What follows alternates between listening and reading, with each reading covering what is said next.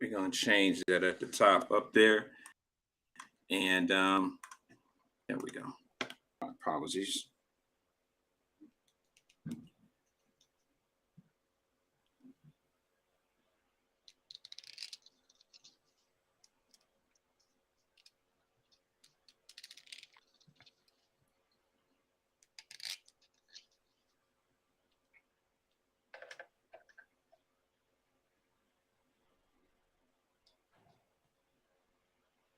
I don't have all the information, bro, on that. On the guy or girl, whoever it was, who jumped out of the window, who broke out of the Talbert house. That's crazy. Have you heard anything about that yet? Yeah, I did. It's definitely a guy, and he was old school. Like he used bed sheets tied together. I ain't seen that in forever. Forever. Bed sheets. Yeah, and I get wanting to be out. You know what I'm saying? But they gonna catch you. Like, where you gonna go? Right. Where you gonna go? What's the plan?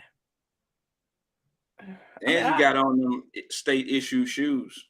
So it's not like, I mean, you ain't going nowhere, bro. And the other dude that broke out, they say he still got on leg shackles. How'd you break out wearing leg shackles? Where you going? Oh man, this is I don't know, brother. All right, I'm just sending out to a few people. They know that we're getting started. Yeah, that's crazy. Few of the people, I like them to come in and say what's up, Nikki and Robert and Scott and Anthony. Trying to get some of the technical things on my side, so I apologize to everyone. Just trying to get the heading right. I see Benita and David, Angela Kenny, shout out. KL. Let's see here. All right. To a page. I'm gonna send it over to my Brenda. Here. What's up, Brenda? Got Nicole, Joshua. Josh. Hey, that's my nephew. What's up, Josh? He trying to be funny, y'all. He trying to shout all y'all out. He know I'm busy and shit over here. I got people I got to shout out too. He's just trying to be funny. Like, I don't care about my folks. Hey, this is how I get down, man. When the people come in, yeah, you have to say hi to everybody. If you tuning in, just shout us out. Just good afternoon. Hey, what's up, y'all? Throw up deuces, whatever. Veronica.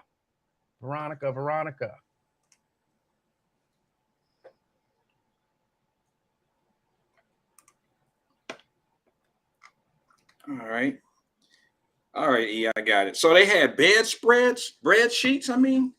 Yeah, they showed it on the news. One of the newscasts that I watched, like the broken window and the bed sheets tied together all the way down to the ground. You want to take a bet? Dude had to be 50 plus years old. That is old school as hell. That is old school. Like, that's breaking out of Mayberry. Yeah, that's some Barney and them.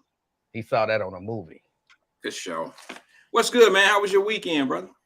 Man, the weekend been good so far. I didn't do a whole lot on Saturday. Sunday went to a barbecue at my mother-in-law's. Enjoyed some food. She live out, I say, in the country. Okay. She got like 6-7 acres or something like that. Ooh. And so, she's farm. Huh? Farmland, country type. It's more wooded. But the house is in out there in the middle, and it's a little clear. So she got like a swimming pool and some stuff for the kids, and basketball court and all that kind of stuff. But then it's just wooded land around it. So we was out there, just having fun. Shot off some fireworks. I didn't shoot off no fireworks because I like all my hands. I mean, all my fingers and stuff. I had a bad experience as a child with the fireworks, bro. The M80s and all that type of shit. I don't really mess with fireworks anymore. Really, I love fireworks. Like, I like them. I had a bad experience. Actually, if Josh is still here, he had a bad experience too with me. But yeah, we shot some fireworks, and you know, the thing we were shooting them out of fell on its side, and so it was shooting at the kids. Yeah. Yeah.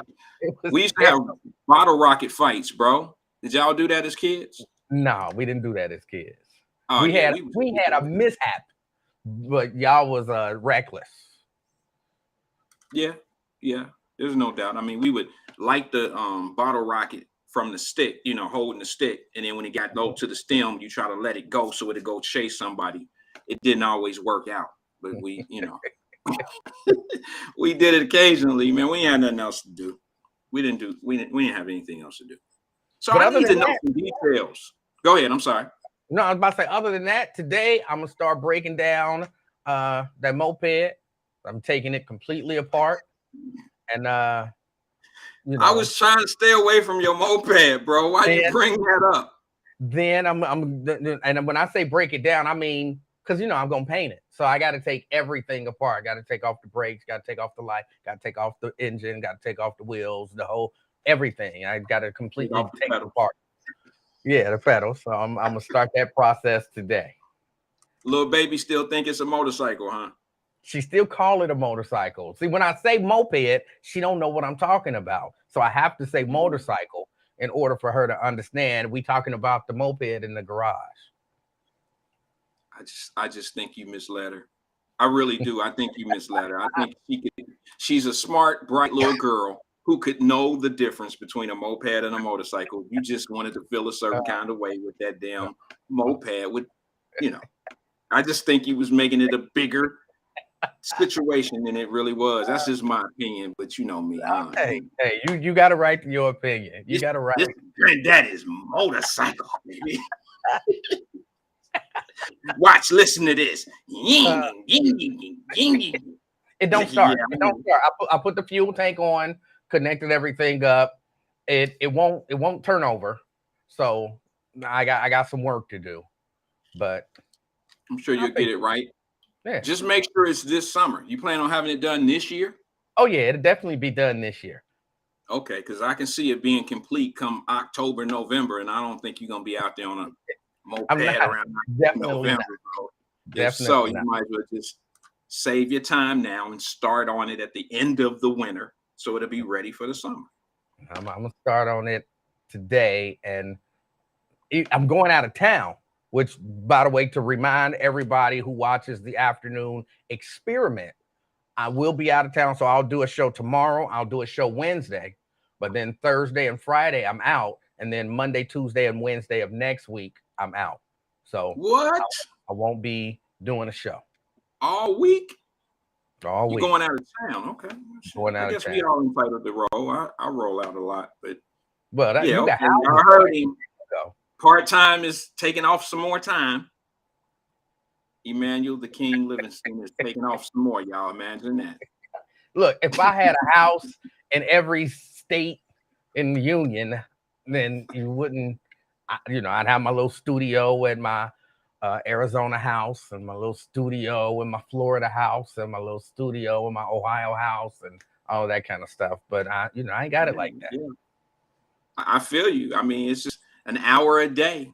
That's all you got to give your people. You can do it from your cell phone. An hour a day. It ain't where it's where you at.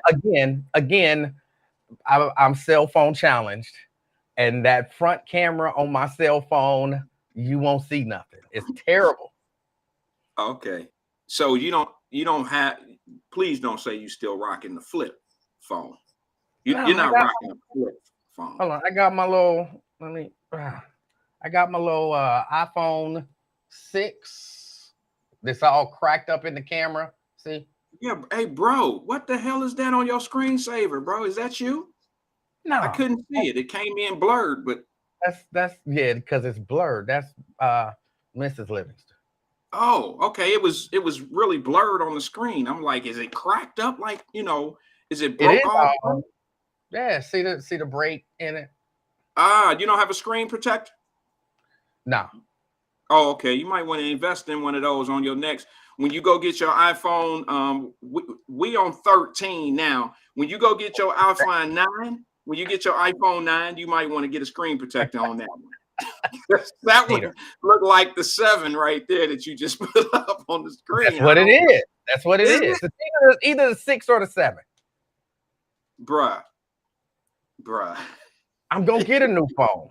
I'm gonna get a new phone sometime within the next 2 months. Do you know what happened? What happens when you see on the screen when it says update? You know you need about 7. You need about 12 updates. No, I don't think you can get. Yeah. They still supporting this one so far. Really? Okay. Yeah. I didn't know. I don't know. I'm just saying. Like, I was part of the when I was with Sprint. I was with Sprint for years, bro. I was with Sprint for over 10 years. It was like 14 years when I left Sprint. So was I. I had to leave Sprint. Yeah, I had to leave them too, bro. And they had this situation where it was a iPhone Forever plan. Yeah, I mean, it was an iPhone Forever. So every time a new one came out, you just gave them the old one and you got a new one. So I was trying to keep up. You know, I don't see me, quite honestly, I don't have to have the latest and the greatest because they all do the same thing. But after a 10-year difference, bro, the technology is way different. So, I mean, you know, you're left behind 2 or 3 years in cell phones when you don't upgrade them. I mean, there's a lot. You know, they got these things called HD cameras now that, you know, take really good pictures. I actually started Wyatt Live on my cell phone 2.5 years ago using the HD version of the camera. It was pretty cool. Well, hey, did you know, speaking of phones, and this is just a little something that maybe here in America or in North America that maybe we should start pushing for. I believe the European Union, but I'm not exactly sure which governing body it was, sued or changed the rules for the iPhone and Samsung manufacturers. What they did was they said, because you know how if you got a Android first, I'll take my iPhone 6 over Android anything, any day of the week. But if you got an Android, you know, y'all use that USB-C connector to charge and all that kind of stuff. Of course, Apple uses the Lightning connector, and chances are that'll change in a few years. They keep changing them to have these proprietary connections so that you got to keep spending money. Well, what they did was they passed the law that by I think it's the end of 2023, but it might be 2025. Either way, they all have to use the same connector.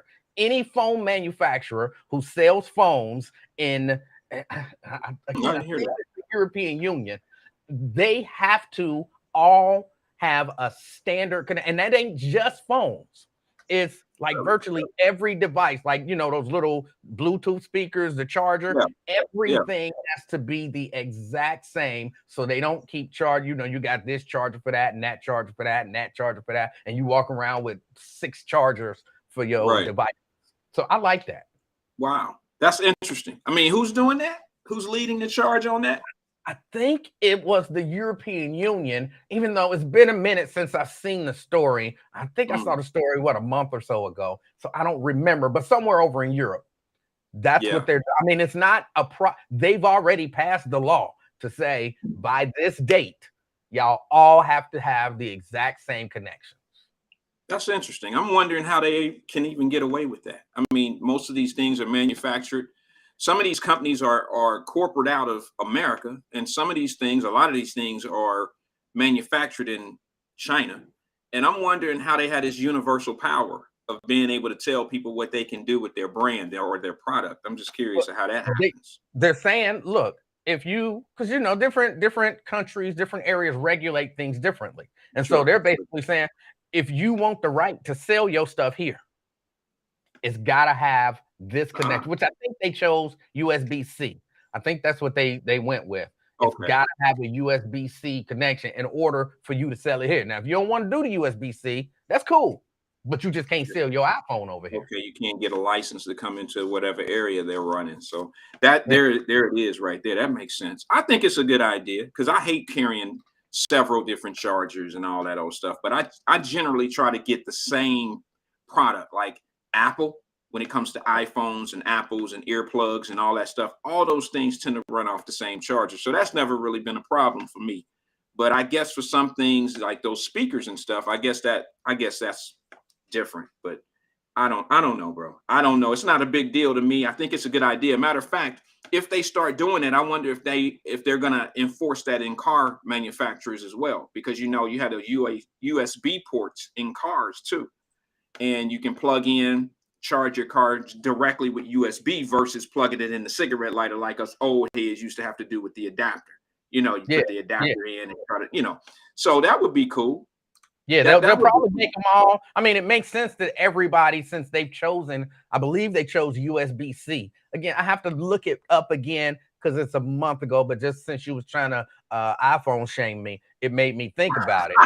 And yeah, I had to look it up again. I iPhone shame you, bro. I was trying to get you up to the updates. I mean, I wasn't trying to see. I seen somebody say, "Oh, Wyatt, he shed a shot. He hit a shot at email and his cell phone." No, he put the cell phone in the air, and I wanted to know, like, yeah, that's you could go on the road and you could take the show on the road. That's basically what I was trying to say.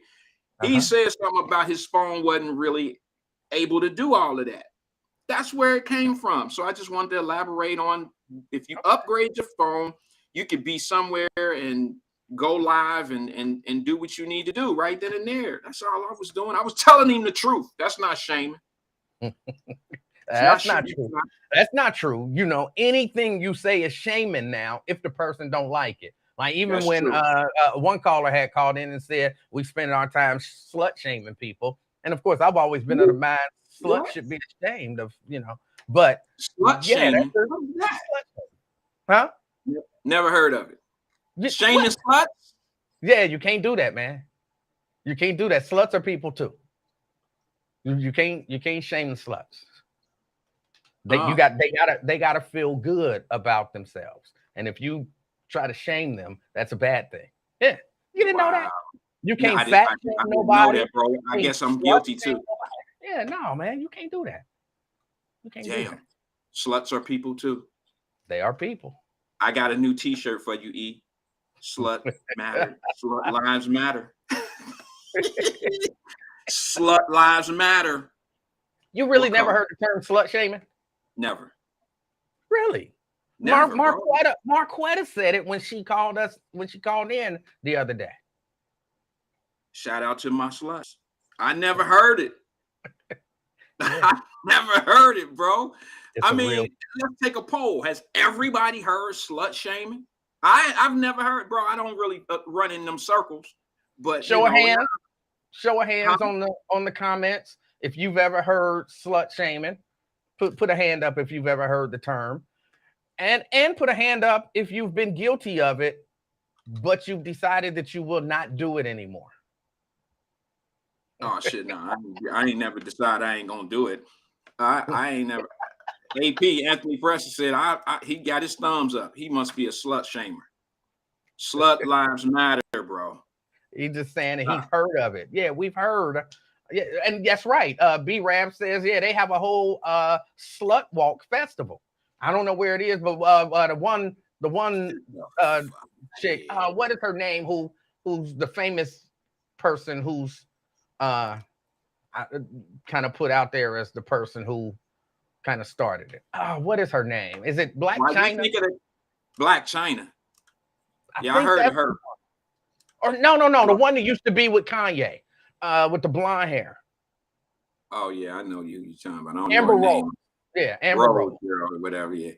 Yeah. All right. Since we're talking about sluts, I'm gonna put the parental advisory tag up in the corner because slut lives matter. And if it go to that type of conversation, we're gonna need the parental guide thing up there because it's a mainstream thing now. Like it ain't even. It's mainstream. A young lady was testifying before Congress.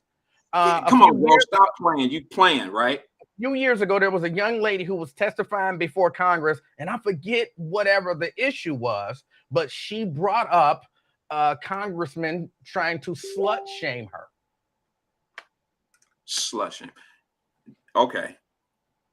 I thought you was just playing with me. I really thought you were kidding, but okay. I wouldn't do that. Somebody said, Andrea Russell says, I've heard of it. Sabrina Calloway says never. Brenda Harris says never. I have more. I see some people who have said yes with thumbs up. I'm assuming that's what that means. But I've never heard of slut. What bashing or slut? What is it? Slut shaming. Yeah. Slut shaming. I never heard of that. Yeah. I'm gonna have to watch my mouth. I'm gonna have to be careful what I say. But it ain't just the sluts. It ain't just the sluts. It's fat people. You can't fat shame people. Okay, I heard that. Yeah, body shaming. You can't do any of that kind of stuff. You can still height shame people. You know what I'm saying? Ain't no real movement against height shaming. But you know, I work on that. But yeah, certain things you can't do now. That's interesting. Hey, are you cooking anything today for the holiday? Isn't today a holiday? 4th of July. You cooking? Doing anything? I'm not. I'm chilling. Again, had a barbecue, so I got some leftovers, some chicken breasts. That's really all I took was some chicken breasts. Okay. That's all I need. Anything else, I'll be straight. So no, I'm not cooking today. Just doing the reheat. What is that? Cooking Eating up them chicken breasts and eating them. It up. I ain't mad at you, bro. Yeah, I gotta light the grill. I'll show you here shortly. Well, I'm not gonna walk out there right now, but are you a gas or a charcoal dude? I have both actually. So it all depends on how many people are coming over. I know that sounds crazy. What happened is I used to be a charcoal dude, right? But then, you know, for years, all my life, I only knew charcoal. And then my wife got me a gas grill for either Father's Day or something. I don't know, but a couple years ago.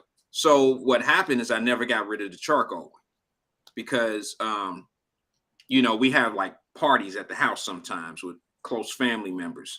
My kids have a lot of activities at the house, man. So I like to grill. I'm a griller. Okay. So sometimes I have to do both of them at the same time. I know that sounds crazy to some people, but they're not real big. It's not like I got this, this big grill so I can put ribs and everything on there at the same time. I actually like the charcoal better. It gives a better taste. The gas is a lot more convenient, less cleaning, better on maintenance. Never used the gas grill ever in my life. I can't bring myself to use gas to grill. Yeah, I was never with it. Yeah, I'm charcoal and wood. Yeah, I was never with it until it became a situation where it's so much easier to maintain, and then the taste is still there a little bit. You don't get that charcoal taste. You don't get that. However, they do have these little pieces of oak and things of that nature that you can put in the fire. Okay, and it gives it that taste. I don't really do all of that, but some people do it. It's just the gas grills are just convenient to me. That's it. You wash them, you clean them, and you move on. I'm not a gas guy. I'm not a gas guy by nature. It's two things I don't deal with in my house that I always call if something go wrong. And gas is one of them, and electricity is the other. I don't play with gas or electric. I don't really fool with them because those are the things that'll blow you up out of here. Okay. All right. But do you celebrate the 4th of July? Like, is it because there's always this discussion about the 4th of July. Are you a 4th of July? I mean, I'm looking at your hookup. You look like a 4th of July dude, straight red, white, and blue with an American flag on it, the whole nine. Do you celebrate the 4th of July, or is this just coincidence? Nah, it ain't a coincidence. I'm not gonna sit here and say that I don't celebrate 4th of July. I celebrate 4th of July for the same meaning that I celebrate some other holidays. It's just been traditional. I have no thought process into it. You know what I mean? I've been celebrating the 4th of July since my great grandmother and them been putting Wiedemann beer on the ribs. So I didn't have any thought process in it then. I'm not a militant type of person who think we wasn't free and all that. I don't think I'm not quite that into the thought of it all. But I celebrate the 4th of July on the day off, just like I did any other holiday that I don't really put a lot of thought into. I don't know if that answers the question, but the red, white, and blue is not a coincidence. It's a day that I felt it's a red, white, and blue day. So because of the 4th of July.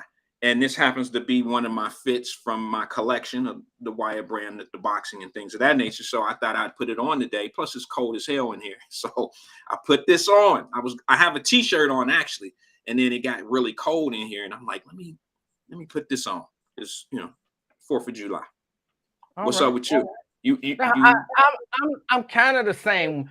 I have a problem with some of these holidays, that issue, we wasn't free and all of that kind of stuff. So I have a little bit of an issue with it. But for the most part, when I'm out, like yesterday, we was out grilling, I wasn't thinking, God bless America. We're thank God that we're free today. You know what I'm saying? I was thinking, yeah, chicken breasts, potato salad, baked bean, hey, Right. I'm enjoying the company of the people that I'm around. And I was gonna say I don't have to go to work, but I don't have to go to work no days. So I was just enjoying the time out and the time with family, not thinking about America or anything like that. So I wasn't rocking no red, white, and blue. Even though I understand it, you know what I'm saying? It's a tradition. It's a traditional thing. So I get that, but yeah, no, I don't. I celebrate it, I guess, just as a day off and the way that we've always done it. But I don't sit there feeling all patriotic. I like fireworks. I'm probably gonna roll out the Blue Ash or something like that tonight for their fireworks. Plus, they got Gavin McGraw out there. He's got a couple songs that I like, so I might even check out the concert. And yeah, but it ain't a patriotic thing to me. Nah, I feel you. Somebody said to me, I'm gonna put it up on the screen. It said, tis tis, he's rocking the flag. He for real. Okay. So this is, you got to understand that I'm in amateur. I've done amateur boxing. This is a boxing outfit for Team USA. So, our little kids fight in the amateurs and they go to boxing tournaments and they're representing the country. This happens to be one where it was the United States versus Ireland.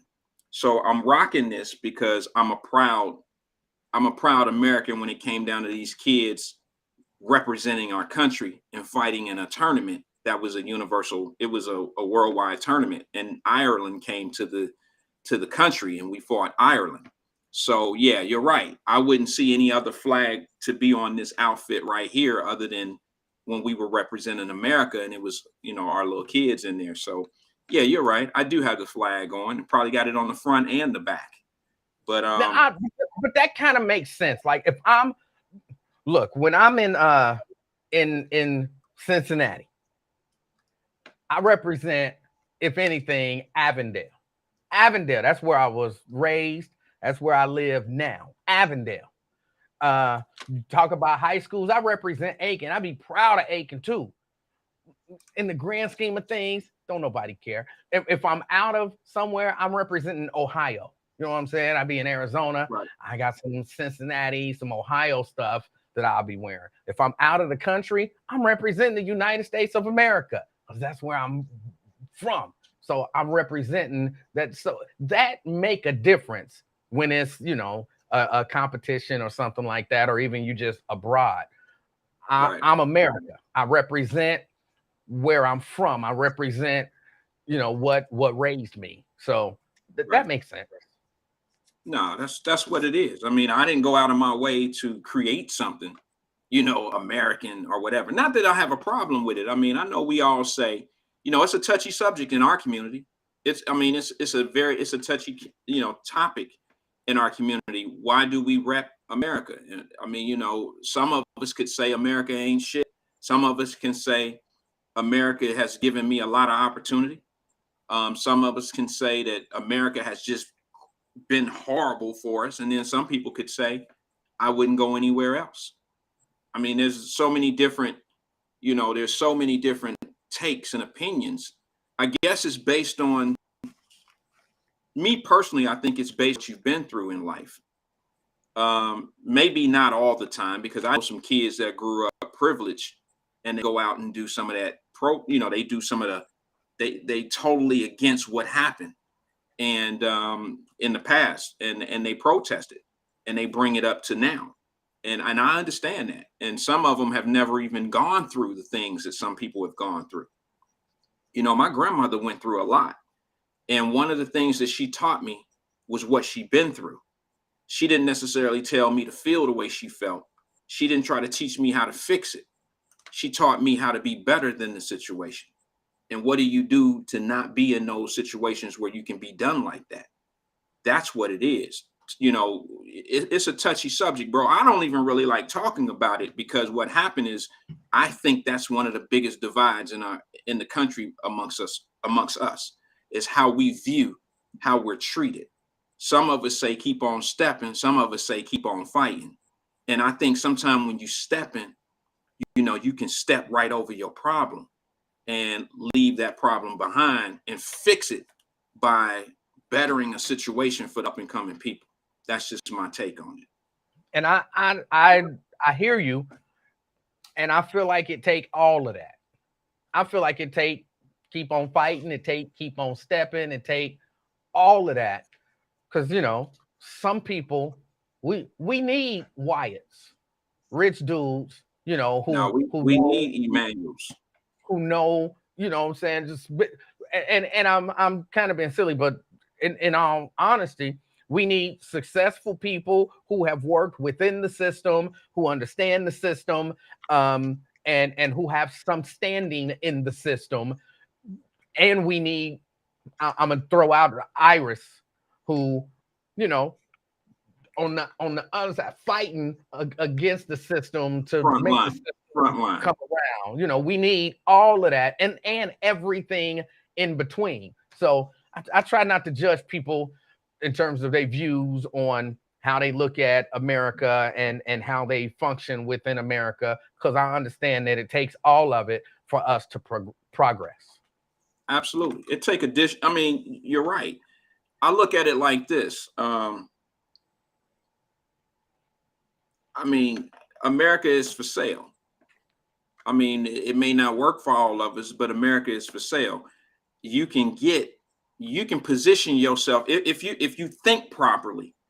If you're buying right, you can position other people where things get so much better for the whole. Do you understand what I'm saying? Yeah. And I think what happens is sometimes we get some people confused. Like, I'll be honest with you. I see some brothers who have made it to a certain point in life and they don't give a shit about the hood. They don't give a shit about our people. They really don't care. You should have made the decisions that they make. I hear that all the time. I don't agree with that, because everybody don't have the same opportunity to make certain decisions. We all have the opportunity to make a yes and no, a right and wrong decision, but our circumstances don't always call for the right answer. And right. That's what we got to understand. Right. I agree with you 100%. Like the Water Boys. A lot of people are talking about how disrespectful they are and blah, blah, blah, blah, blah. But nobody went up there to talk to them kids. Now, everybody had them pigged and pegged, and everybody knew what was going on, and everybody knew these was disrespectful kids. Everybody knew everybody knew these kids and didn't even really know them. Okay. Yeah. There's some kids up there that's rough behind the edges, and probably some of them will make it and some of them will become statistics in the system. That's just life. I mean, there's no holding back on that. You can have an opinion about it. You can say whatever you want, but I don't know 100% success rate on any type of conditions like some of these kids are in. And a lot of these conditions are not their fault. They're born into these situations. So, at what point do we blame the kid? At what point do the kids say, hey, I'm smarter than this, or I'm supposed to know better? You got to be taught certain things in a situation. If you're never taught, good luck. Some people learn it when it's a little too late to correct it. Now you met with, if I understand correctly, you met with some of them young brothers, right? I did. I went up there. You know, Iris Rowley actually called me. She reached out, and I got an opportunity to go up. She said, "Well, what are you doing, Wyatt?" I was in Cincinnati, and I said, "Well, what's going on?" She said, "Well, I would like you to talk to these kids, or I want you to be part of what we're trying to build." And I said, "Well, when are you meeting again?" She said, "Well, we're meeting in about 30 minutes or something now." That was short notice, but I was, you know, it was important because I knew I was leaving town in the next couple of days. So I rode up there. I said, "I'll be there in an hour." Got there, shot a video, went in. I wanted to talk to some of the kids, and I wanted the public to see, yes, some people can be disrespectful, but if you put them in a environment, a controlled environment of respect, and you show them that there's rules, there's regulations, they'll follow those rules. They just need some discipline.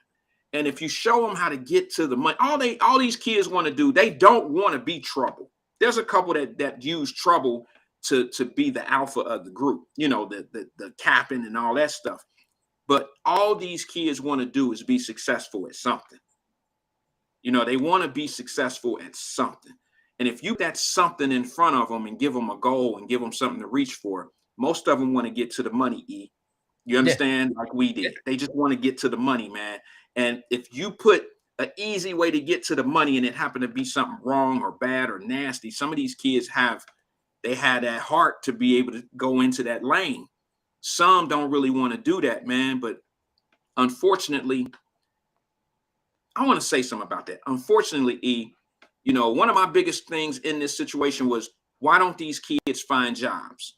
And then as I start listening to these kids, they reminded me of how I was and how we were when we were kids. And it was, you know, it wasn't quite, you didn't get capping, you know, back in our day, capping meant talking, is capping means something different now to these kids.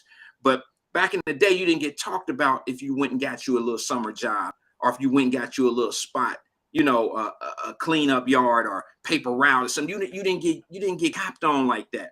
These days, bro, you go put on a McDonald's outfit or Arby's robe or a Kentucky Fried Chicken outfit. These young men, these kids will talk about them. They'll talk about you. They'll call you broke. They'll call you lame because you're out here trying to get honest money. And I think that's part of the fix. We gotta fix that. We got to make people believe that having a job and working hard for your money is not lame, bro. You know, it's not lame. There's some kids that really still look at the regular lifestyle and going to get a job and working a 9 to 5 and making you a few bucks, getting a check on a Friday and going getting you some new shoes or a new fit or something. They think that shit is corny. What about the family structure? What about the what? I'm sorry? What about the family structure? You met with them. Were parents there? Did you learn about their family structure? Like, are they making money? Are they trying to make money to feed little brother, little sister, or help moms with or is it just, you know? Unfortunately, bro, let me just be honest. It was day 1 for me. It was day 3 for them. They had been there 3 days already. Okay. It was my first day there. One of the things I learned early in life is when you're trying to get through the kids, you don't want to come off strong and get all up in their business, starting out, getting it, you know, coming out the gate. You want them to be able to relate to you. You want them to know where you're from and what you've been through and blah, blah, blah. And like I said, bro, I'll learn all that shit when I start handling. When you start giving them some money, they'll start opening up to you. But, you know, or when you start doing things that they can relate to, then they'll open up to you. They're not going to sit down and you're going to sit down and be their psychiatrist or your therapist or some shit. I wasn't trying to do that. I wanted to talk to the kid that got arrested. I wanted to talk to one of the little kids was like, "Oh, you in the boxing game?" Because I wore my boxing t-shirt. You know what I mean? And that's my uncle and them. See, now I can relate. I can pull this kid to the side. You see what I'm saying? You got to let certain people gravitate to you, because if they don't, you can tell by the look in their eyes. You can tell if they're interested in what you're doing and what you're saying. You can do all of that. Some not going to be your type. Some going to want to be with the Emanuels of the world. Some going to want to be with Officer Owens, you know, what they bring, the sports side. Some are going to gravitate to whatever your personality is. You can't stop out. You can't come out the gate talking about what's up with your family, where your daddy at. So that didn't come out during your conversations with him. Not yet. Okay. Not Okay. yet. But you can always tell. Me personally, I can always see a kid, a young man or a young woman, and I can pretty much, you can call me, they can call me judgmental if they want to, but I can always tell what's going on when it comes to parental situations. I can tell by the respect factor. You know, just like you can tell when your grandmother raised somebody, you can always tell the difference. You know, you could tell. And you know, like I said, some was rough around the edges, but one thing I found out is that they all were open for structure, and that's where it begins. Structure in their Because life. I heard some people, excuse me, I heard some people discussing, you know, in terms of them making money, and one of the reasons why they can't go out and get a job is because that money would count against the family income, and then it might decrease the benefits of the family. And so being out there hustling, which I don't particularly, because that word had, you know, sometimes a negative connotation to it, but being out there attempting to be an entrepreneur and make a little money on the side, that ain't no W-2. You know what I'm saying? Ain't no 1099 for that. So that wouldn't count against some family income. And yes, I was just wondering if you had heard that was the dynamic going on. Well, not really. I can't honestly say that that's what I heard, but I do know that if a kid 15 or 16 years old is out and has a job, and he's on, the family is on assistance of some sort, that if they're on some type of public assistance, that they do have to report all income in the home. So that child's income also has to be reported. Technically, it's supposed to be that way. Me morally, I'm like, let the child have his money. The kid's money shouldn't really affect how the mother or the father or the parents, or you know, how you judge their income shouldn't be based on the child. I mean, however much that can. But then I thought about it. I said, what if a kid is getting some type of Social Security or something? Then those entities that give subsidies have to think about, okay, you're getting XYZ amount of money for this kid each month in Social Security for whatever reason. It could be his dad died, his mother died, or something. No, these are payments that could be coming in from a state. So you do have to figure any income in that a child could bring into the household to equate, to put the numbers right on rents and things of that nature. I think we had a conversation too, E, about welfare. You and I was talking about that, and we were, you know, we had to reach out. We reached out to a couple people to figure out that welfare question about do they still get a check?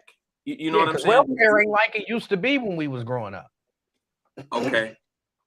Yeah, when we were growing up, and we were never on welfare, but you know, I knew a number of people who were, and I know, number one, they got food stamps, which of course you don't get the actual paper food stamps anymore. You get the card, but you got food stamps and you got a check. Food stamps and a check. And even though I'm sure that there were subsidies then, as a young person, I didn't know nothing about how much rent nobody was paying or any of that kind of stuff. But I knew that welfare checks happened and that food stamps happened. But that's not necessarily the way that it happens now. I don't know. Based on the information that we had, maybe we can ask the audience. I mean, there's some people here I know because some of them work for those, you know, child services and things of that nature. Back in my day, you got WIC. You know, I grew up on welfare. I grew up on food stamps, and my mama got a check. Now, you know, a lot of mamas got checks back where I was coming, because you know, the mailman would walk through. Everybody was looking for the mailman first of the month. You know what I mean? So it was a check. And I'm not quite sure it's still that way. But the information that we got, there's these different programs. Do they load a prepaid card or something now? I think that's that debit card. What is it? Debit card? You know, that EBT? The EBT card. That's just for groceries. Food. Yeah, that's for groceries. So you know, for all the white listeners who think all us black folks are on welfare and we all know about this shit and we got it all memorized and we know what it really is. Here's two guys right here on the air not knowing a damn thing about this system or the program. So shut down all the talk about that's how we survive. Because back when I was growing up, that's how, Caucasian, that's how people felt about us, that we were all on welfare and we lived off welfare and we had babies because the welfare check was thicker. That's Right. so Right. it's crazy, but that's how people thought about us. You know what I mean? And they still think that we depend on all these subsidy programs, and it's just not true. Matter of fact, I grew up knowing, after my grandmother had a long conversation with me, she did the numbers. My grandmother was great at math, and that's kind of where I got that thing from. She did the numbers, and it only made sense that there were more white people on welfare than there were black people in the United States of America. So she made that clear to me at a very, very young age. So whenever I heard those criticisms of how we live in, it never fazed me. It never bothered me at all. But yeah, we were, I won't say we were told, we were kind of led to believe that maybe the check is a thing of the past. Yeah. In particular, if you, well, see, but then that kind of don't make sense, because it was like, but if you get assistance and you get, say, child support, the state keeps that child support and you get that assistance. But that wouldn't just be food stamps. Like it don't make sense to me that would just be food stamps. I think they gotta be getting some sort of cash assistance. There has to be. Let's think about this, bro. A lot of people sell those stamps these days, the EBT cards. And I'm just saying, the rumor is, I don't know for sure what the county is, but I think it's 2 for 1, basically. Whatever, if you got $300 worth of stamps, they'll sell them for $150 or 100. Some people get crazy with it. I don't know. Never bought any. I'm just being honest with you. Not that I'm opposed. Like I can't. I'm not gonna say I commit a crime on the air, but I understand if they're not getting any cash subsidies or a check, it only makes sense that they would sell food stamps or EBT credits or whatever now, because how else do these kids get their hair cut? How do they go buy school clothes? How do they get cash if they don't get a check anymore? So, yeah. I mean, I know most people sitting here like, well, they need to get up and work. Well, you got to understand, this system is set up where if you go out and work, you might only make $40 or $50 more a month overall by the time you do certain expenses. You add those expenses up. It's a program that was structured bad. I understand the purpose of it, but I don't understand the structure. The structure has a ceiling on you. The structure also makes it where it can be a level of just getting by, and it can take some hustle out of you. I know you don't like that word hustle, but it can take a lot of people that have a lot of potential. That system can knock that potential right out of you. Some people, do you understand what I'm saying to you, bro? Like, yeah. You can be great. And sometimes it's tough to be great because you just can't get over the hump of what you need in order to be able to start being great. It's hard to tell, man. It's hard to express, but I know that feeling. Been there. That makes sense. And then, of course, a lot of people criticize the system for taking the man out of the house. People believe. Understand. Yeah, and I believe that it was a thing. It is. I don't know that it is still that way. But I do have to say, I don't see a lot of like 2-parent households on welfare or on assistance. Not that it doesn't exist, but I don't have any experience with that. Well, everybody that I knew who was on welfare, and again, I'm not saying it don't exist. Everybody that I knew that was on welfare, it was just the mama, and she might have had a boyfriend or something like that, but it wasn't a 2-parent household. Yeah, I'm going to say this, and I'm going to say it boldly. and I hope people don't understand. I hope people understand where I'm coming from. I'm saying this from a good place in my heart, without trying to sound like I don't care about kids, because it's totally against me as a man. You know, I think that the welfare system was set up for a good purpose, but then it was also set up in a position where it could actually hinder us. It can actually put us in a position to have to be on it. And there's a whole lot of Black folks listening right now that they may be one generation or two generations removed. 2 generations is really difficult to be, but there's 1 generation away. I'm the first generation away from welfare in my family. Okay, I'm the first. And I say that proudly because it is a system set up to keep people on top of one another. And welfare is different than a whole lot of other things. You mentioned mother and father in a family. I know some subsidies that parents that are together still could be on, and that would be like Section 8. You know, that's totally different system. That's housing, and I don't have a problem with people on Section 8. That's another big thing that we have this. Oh, I'm sorry. Angela Kinney just said breaking news. I apologize, guys. Breaking news: 5 dead, 19 injured at a 4th of July parade in Chicago, Illinois. I'll get more details. Thank you for that, Angela. I'll get more detail on that. I'm hoping it's not a shooting at one of our parades. I'm hoping that's not what it is. But when you say Chicago, probably is. Yeah, it probably, you say because I was watching a news story earlier today, and again, I don't have these numbers totally because I didn't memorize. I just saw the story, but it was like 60-something people shot and 13 dead over just the so far for the holiday weekend. So that would be like Friday, Saturday, Sunday.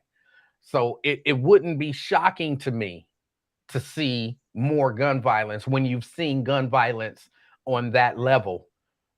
It just continues. Yeah. I lost my train of thought. Angela, thanks for that information. But I do think that the welfare system was put in place to benefit, but I think it hindered a lot of us, because I remember growing up and watching a certain behavior. I seen young ladies getting pregnant and getting their own apartments at 16 and 17 years old through, metropolitan housing. I mean, they're not even legal, not even 18 years old, or as soon as they turn 18. I don't know exactly how it was. I was a child, but I watched young girls have babies and then get put in a system because they didn't have the support of the family. Maybe, I don't know what it was, but I seen young girls become women at 16 and 17 years old. Now they own an apartment and they're getting, welfare checks and food stamps and all that nature. And they're becoming adults in that same bucket, in that same system. And I didn't see it that way when I was a kid, of course, because that was the way of life. That's how it was for majority of us. But I just think that we need to revisit how that works. And it also, somebody sent me a video over the weekend that kind of piggybacks off that point. And they were talking about, it was a lady, I forgot who sent it, but a lady was saying, thank you, ladies. It's time for us to apologize to our men. We were wrong. We were just wrong. And it took me a minute to get into the video. And I'm like, she started talking about all the things that have been part of the system that women felt like they didn't need a man. They had that system. They didn't say it was the system, but it was the system that was their support system at this point. And it was the money. It was the housing. And I think they had a valid point. I'm going to find that video, I promise, and maybe I'll play it next time on air, or if somebody could think about who it was that sent it in the Wyatt Messenger group. I don't remember who it was, but that sister was deep. Oh, Crystal Wilwright sent me that. She said, I sent you that video, Wyatt. Crystal, I tried to reach you the other day. That's what me and E-Man was calling you about, was the welfare thing and that video. I need you to resend that to me if you don't mind. I would love to see that again. And it was basically a sister saying where they have failed in that whole process of a man and a woman having children. And because, we got some listeners, bro. We got some people that straight out blame men for the reason why we in the position we in. You understand what I'm saying? Yep. straight up blame men for our conditions. And I don't think it's truly on the man. Now, I've been tough on the fellas, but you can't honestly just put it on the men. Oh. Well, You know what I mean? I would say this. I'm looking at some of the comments, and somebody said something about if you're on welfare, you better not tell them you had a man in the household because you would lose it. And I know that was bad. I know that had bad consequences for the family structure, but I kind of understand the mindset behind that. The mindset behind that makes sense because it go a little something like this. I dated a young lady and we had moved in together. And I had a conversation with her father, and her father used to help her out. But her father said to me, okay, now y'all decided that y'all gonna live together. Don't look to me to help y'all out. Like, you a man in the house now. And if there's a man in the house, you shouldn't need no other man coming into your house helping out. And I never intended to ask that brother for no help, but he just wanted to make it clear, like, she's used to me helping her, but now that's your role. And I perceived that the government was kind of the same way. We have a certain standard for men. If you a man in this household, you are responsible for this household. And if you can't be responsible for this household and I gotta help, you need to go. Right. And that's a lot of people perceive it that way. That's what a man's job is to provide for his family. And if you taking the role as the leader of this family, the head of this household, you taking the role as provider. And we take that serious. Now, again, I understand that it ain't always that simple, but I don't necessarily believe that the mindset is evil. I understand the mindset. I understand. If my daughter called me and say, Daddy, I need $20 for my gas and electric, I ain't even gonna think about it. Here's $20. No questions, nothing. If my son called me and say, Daddy, I need $20 for, I got some questions. I'm gonna still give him the $20. I got some questions. Boy, what you doing with your money? You know what I'm saying? How are you doing? Fair though? Is that fair? It might not be fair. Okay. That's an honest answer. But that's the way I want to know, because a part of me, I need to teach you to be able to provide for you.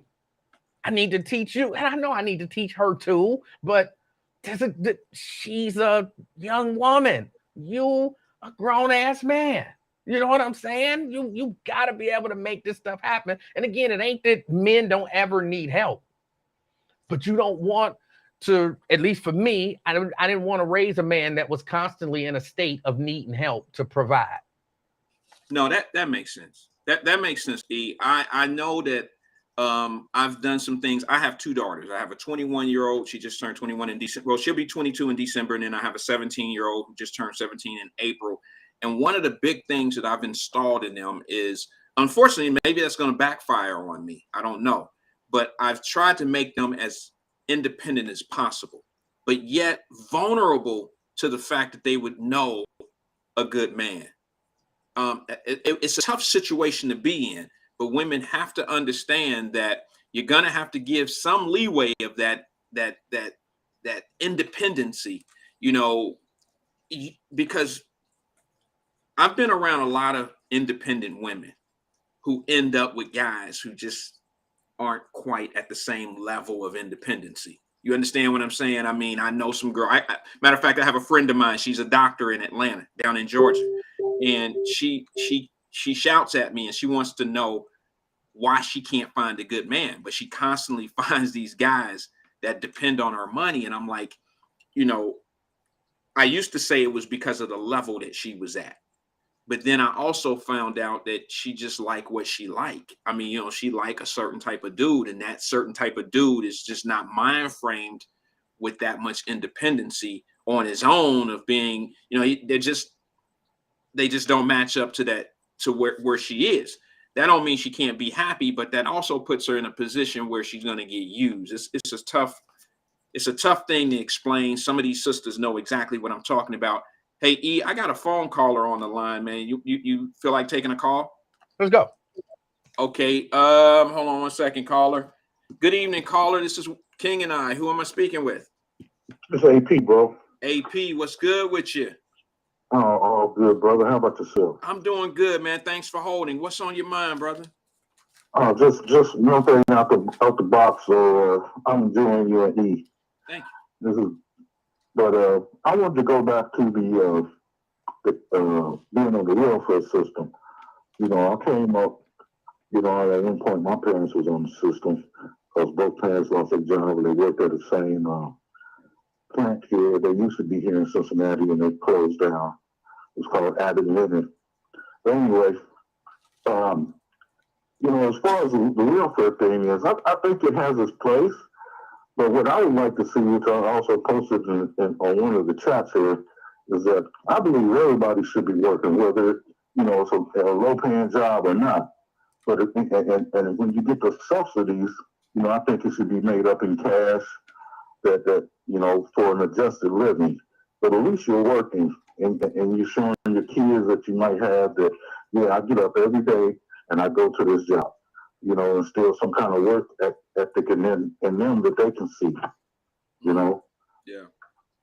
I just, you know, this just at home getting a check for free, you know, that kind of work bothers me a little bit. Because I look at anything, if you're going to get some money, you should be doing something for it.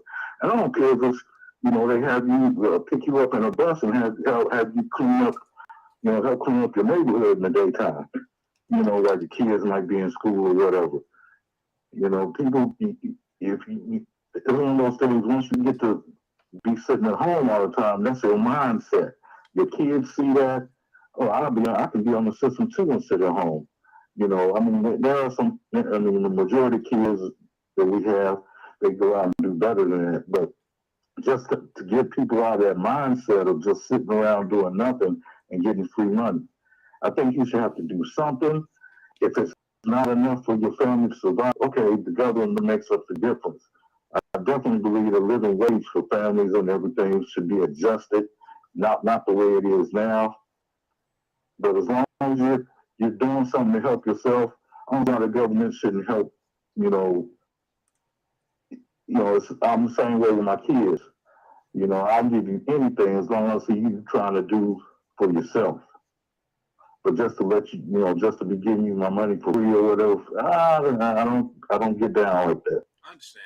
I understand. So you think there should be some type of work program? And I think they did do that years ago. I mean, when I was coming up, I believe they said you could only stay on welfare for 3 years. And then they had this breakdown or an evaluation, or they had this thing that you had to go to. And then they added an extension, and then they stopped talking about it. Do you remember that day where they was like you can only stay on welfare for like 3 years or something like that, and then you didn't hear about it anymore? That's I because think that, yeah, I think that was implemented during the Clinton era, yeah, the you Bill Clinton era. that's exactly So yeah, like I said, we all ain't gonna be entrepreneurs. We all ain't gonna be lawyers and doctors. There's gonna be a segment of our population that's gonna be working lower wage jobs. right. And I think in that instance, that yeah, the government should step in and help you out if you need it. You know, and the way the money that they have right now is there to keep you at the bare minimum. You know, as long as I'm working, you're taking out taxes. So why should I, you know, try to, we spend so much money on all the stuff, court projects that politicians have and all that.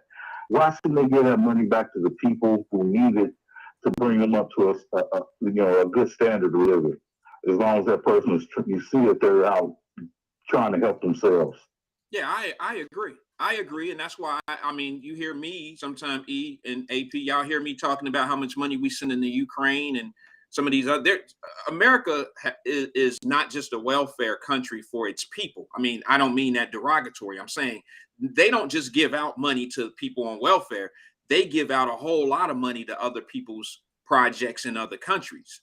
And I'm a firm believer. Like I am never, and I'll say this on the record, I'm never going to spend my money on other children before I spend my money on my kids. If my kids need school clothes and your kid needs school clothes, I got to take care of mine first. And whatever I may have left or however I may have budgeted or whatever, then I'll go out and spread my love to someone else. But I'm always going to take care of home first. That's just how I do it. And America seems to take care of other people first before they take care of their own, or take care of other people a little better. I don't know if that's the right way to say it, but that's how I see it. I just think that welfare system is not really set up to see people be better. I mean, look at the projects. Look at how we grew up on top of one another, man. And we grew up we grew up with little or nothing, and you don't even feel broke. Now, this was my generation, E. We didn't feel broke in the projects. Right. We felt like that shit was normal. That like every day was normal like that. We didn't feel like we could do better. Nobody was like, I'm getting out of the project. That good time shit that you hear and all that old shit, bro. We wasn't living like that. We was living like good times, but wasn't nobody talking about some, I can't wait to get to school. This is my group, my clique. I don't know who y'all was with, but none of us was like, I can't wait to do such and such so I can get out of here. No, we had fun every day. It was. I don't know why, because like I said, my welfare thing was in the 70s, and I even then seen people who were on the system. They still worked, if they could or whatever jobs were available, but they still had some pride. I used to live in a Denhart building that right there next to Finley Market. And every weekend, the ladies in the complex in the building were out wiping their banisters down, sweeping their steps down, cleaning the windows that might have been on their level. The courtyard was always clean, but nobody better not see you throwing garbage. There was still some pride about the thing, even though you didn't have a lot, you still had some pride. You showed it. Yeah, I agree. Things have changed. People have changed. I just. We talk about our kids. Yeah, you might have came up in the system or on the system, but your parents still have some standards and expectations of you, of how to act in public, and because when you went out that door, you still represented them. Are you saying that it's not that way these days? I don't think so. I really don't think so.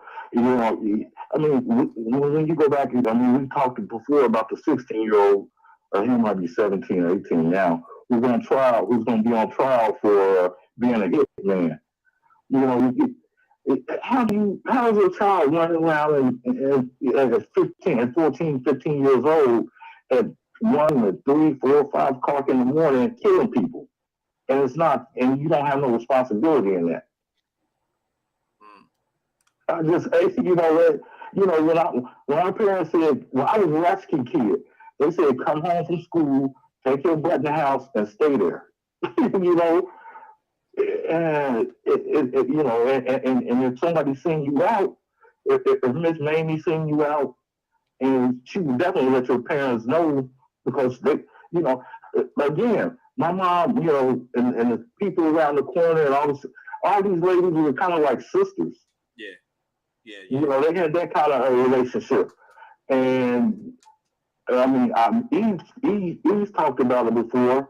There were people who would spank your butt if they seen you in the street playing. For sure. And let your parents know when you got home and you get another spanking. That was real. I don't care what nobody say. No, I can vouch for that. I can vouch for that. I'm a product of it. I got ass whoopings from neighbors. But try that today. I never did and never would have done one. Neighbor, hey, your kid was doing this. And they'd be like, why are you in my business? Right. It's like, I'm trying to let you know that your kid was doing something that could get them hurt, and you worried about me being in your business.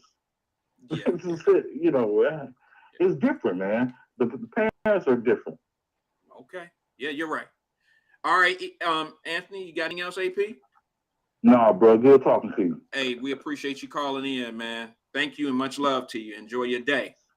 Thank you, bro. Why y'all wild on that one. I'm not saying it didn't happen, and I ain't trying to derail the conversation, but I would have never took a whooping from no neighbor. It just wasn't ever gonna happen. Yeah, But well, it was different in our day. We grew up. We were a true village. I mean, but villagers yeah, I looked out. understand the concept. I understand the concept. But Jerica says parents are not parenting. No moral standards, no healthy expectations. Okay. But we know that. We know that. But my question to you, Wyatt, and to everybody listening, in all honesty, we know things are not like they were. Do you think we can reverse this? I think it's irreversible. I think we're on a path that we can't back up. Parents are not going to parent the way they used to parent. Morals are never going to, once you let the genie out the bottle, you can't shove the bad boy back in there. He out the bottle. Or she, whatever your genie, gender identity is. The genie is out the bottle. So if there's no reversing this, if parents are not, and I think we all agree that right now, a good number of parents, I wouldn't say the majority, because I still believe that the overwhelming majority of people are doing what they're supposed to do. The overwhelming majority of parents are doing what they're supposed to do. The overwhelming majority of young people are doing what young people, of course, they make, stupid decisions because they're young, like we did when we were young. But for those parents that aren't doing it, you think we can back the train up? Honestly, I think it's always going to be like this because of the fact that it's always been this way. I don't know of any era, of any decade, where a group of people, not just black folks, there's a certain amount, a percentage of white kids that are just F ups. There's a percentage of Jewish kids that are F ups. There's a generation of Irish kids that are F ups, and you're always going to have that, no matter what. If you think we're going to go all the way back as a culture and start at the drawing board and get everybody on the same page, that's just impossible to do. Yeah. That's impossible. That's almost unrealistic. It's not even realistic because, listen, let me just say this for the record. The people we talking about, the parents that aren't parents anymore, the kids that are out here just doing whatever they want to do, folks, y'all got to understand, this is an unbelievable small percentage of our people. I'm talking about 2 in every 100, 1.7 in every 100. That's what it is. So we talk about this shit like black kids are like the epitome of trouble. And it's so wrong. And what happens is we have magnified a lot of the shit that go on in our communities, and it represents us. Let me tell you this. I got to say this, and I got to say it loud and proud. Friday, I was listening to your show while I was in a medical camp at Ohio State University that were all minority kids. And when I say minority, I don't mean just black. You see what I'm saying? I don't mean just young men. It was guys and girls. And minorities were Asians, Indian, black kids. And we had a class. They had a class of about 75 minorities. I put it on my Facebook Live page. And I'm sitting here saying to myself, this is excellence right here. I'm looking at all the kids that are in these classes, and then I'm looking at the parents that are in this class too, because we're all watching our kids go through this ceremony. And I'm like, where are the cameras? Where are all the black folks that's standing around talking about our kids ain't shit and the parents ain't shit? Where is Channel 5, Channel 9, and all that showing these ceremonies? Where is all of that? And then I came to the conclusion that it's not really important to them. What's important is when they see a robbery happen or certain things happen, and then that's what we talk about more. But we don't talk, and then we also have our own issues, because when we see kids doing great, we just leave them alone. We don't give them as much energy when we see kids doing what they're supposed to do, because that's what they're supposed to do. But we tend to give a lot of energy to the bad stuff, and we're all guilty of it. I mean, we actually advertise the bad shit for people all the time. Not you and I, so say. I'm saying our community does. You know, we act like, you know, I say parents. It's always the parents' fault. I say that. I say it's always the parents' fault. Yes, I don't care what color they are. You know, so, you know, I just have a problem with us always focusing in on what our kids are doing. And it's so many other kids doing the same shit. Now, you might not hear about white kids that are shooting and doing all those things because they may not do that. They just do different stuff, but it all equates to the same thing. It's all crime. It all leads to destruction. It all leads to poverty. It all leads to you going to the penitentiary one day. And it's all the same. It's just our stuff is highlighted. I'm only going to disagree with you like a very little bit. It's so minute that, you know, I almost didn't even mention it. But you said it's always the parents' fault. That's where I disagree with you. That's where I disagree with you. And again, only a little bit. It's always the parents' responsibility. Yeah. I make a very slight, you know, distinction between that's your fault and that's your responsibility. Because your fault to me mean in some way you caused it, or, you know, you were neglectful in terms of feeding something, but you were to some degree an active participant. Responsibility is whether you knew it, whether you didn't know it, whether you fed it, whether you didn't feed it, that's your job. So you messed up. You neglected your job. So I know it's a very slight difference. So neglect, you don't think neglect leads to fault? Neglect can, but it doesn't necessarily. I think neglect is definitely fault. I believe it is. I believe it is possible. I believe it is possible for a young person, a child, to do some things that their parents don't know that they're doing. We all, and yeah, that's very true. And even though you didn't know that your child did this, it's still your responsibility, but not necessarily your fault. So if your kid is keeping a gun in the house, and when your kid walk out the door, your child turn around and say to you, "Don't go in my room, Mom. Nothing in there is your business." And you don't know they have a gun in the house, but you know what type of lifestyle they starting to lead because you looking at the friends, you paying attention. First of all, another piece of neglect is not paying attention. And when you're not paying attention, that's going to lead to whatever they do turns into your fault because you totally neglected. But let's just say that kid has that gun in the house and that kid has the level of talking to you and saying, "Don't go in my room while I'm not here. This stuff, you know, that's my personal space." That, you know, parents that neglect the true responsibility of parenting their kids, when their kid go out there and do something that the parent neglected to move forward with and be a parent, whatever that kid go out and do, it is that parent's fault because they could have stopped that child from going down that road or doing whatever they were doing. We can't be friends with our kids. We have to be parents to our kids. Well, let me say this, using what you just said, that I might even give you fault, but let's make it a little different. And I don't know any of these young men, but I'm just using this as an example to demonstrate where fault might not be the case. You find out that your child, or you don't find out, you even encourage them. Hey, you know, see somebody selling water, whatever. You might say to them, you know, hey, there's some enterprising young men out there doing what they got to do.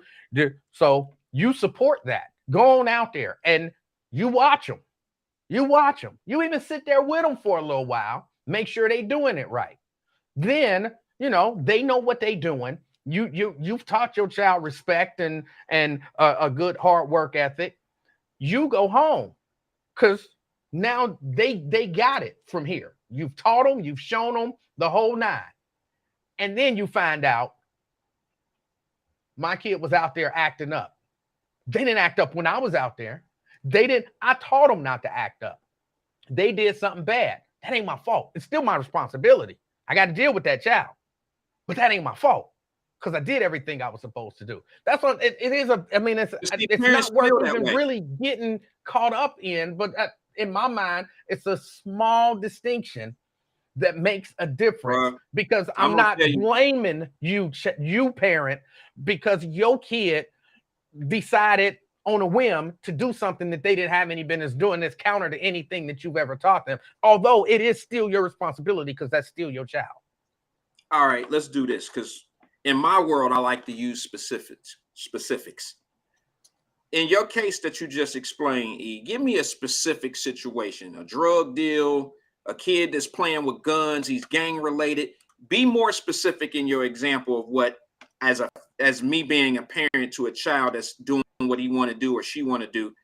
Give me a case where this kid is doing something and I neglected them, but what they ended up doing was not my fault. Can you be more specific on what they were actually doing? Well, I mean, I think the example that I just gave was pretty good, but let's throw that out. You talking about real world? Okay, he's out selling drugs. I'm saying let's be more specific on the act that they're committing. Is it they're doing drugs? They're selling drugs.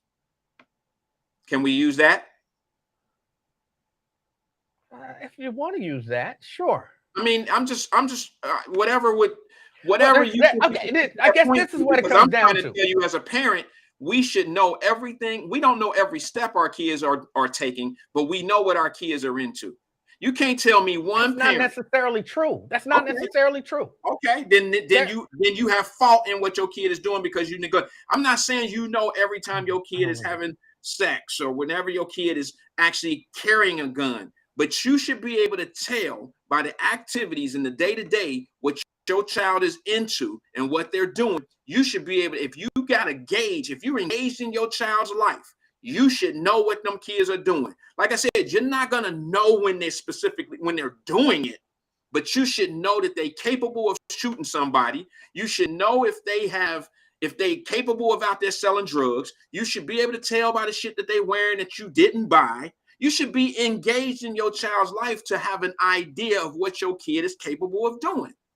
I agree. But at the same time, which you're not making an allowance for, and that bothers me, there are times when, because again, and I don't want us to get bogged down with this, it's not a big enough deal to get into a full-blown argument over, but there are things that your child can do and you don't know that they're doing that's wrong. And this is a small example because I never sold drugs, but the expectation was I'm going to school. I'm getting up. I'm getting on the bus. I'm grabbing my books. I'm getting off at Aiken High School. I'm going in and I'm hitting all my classes, I'm getting on the bus, and I'm coming home. That was the expectation. Now, there was a time when I got on the bus with my books, got dropped off at Aiken High School, got in my friend's car, and we went somewhere else. Right. And your mom didn't. We didn't get caught doing nothing wrong. Right. But if we had, I wouldn't want anybody to say it was my mama's fault that I was there doing that, because it wasn't. She didn't teach me that. She wouldn't have approved of it. In her mind, I was doing what I had been doing all along. So you would come and say, yeah, that was Helen's fault for letting Emmanuel not go to school. No, she didn't know. Now, was it still her responsibility? Yeah, because she's responsible for me. But it wasn't her fault. It was my fault for making that decision on that day. I feel you. But let me explain to you the engagement part, the engaging in your child's part. Are we talking about Miss Helen only sent you only skipped school 1 or 2 times, E-Man? Is that what we're saying here? Or are we talking about this was a truancy situation that happened on a regular basis? Let's say it's that kid. Let's say it was 1 or 2 times, but then let's say that day, me and Steve decided to go rob UDF. Everybody would have been looking at my mama like, you raised the animal. How dare you raise this menace that's out there robbing the convenience store? but she had no, even if it was one isolated incident. So when you say when kids do stuff wrong, it's their parents' fault. That's all Yeah. I'm taking exception with. It's Yeah. not necessarily the parents' I'm fault. about to tell you where Miss Helen may have failed you. See, the first thing that come to my mind is if I'm riding with, see, I roll with dudes like that. But the first thing I found, when I found out what they was going to do, and I knew it was going to affect my life, and I knew that I had to answer to my mama, I wasn't going with them. I wasn't skipping school that day. I wasn't going to school so we can go rob UDF and all that type of shit. I wasn't going to be part of that because I knew that I was not going to disappoint myself. I was going to disappoint my mama. And that's part of how you get raised. Now, see, I don't know that that's reasonable. Oh, wait a minute. Okay.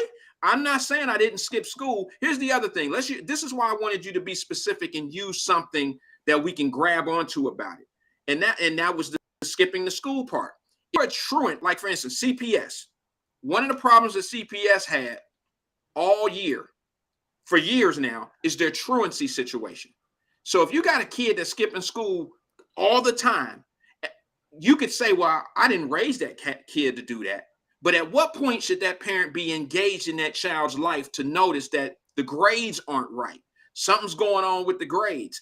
You're getting all Fs. Let me go talk to the people at the school. Let me engage myself in my child's life to see what's going on and why are you getting Fs? And then you see the attendance. Now I got to get more engaged in my child's life.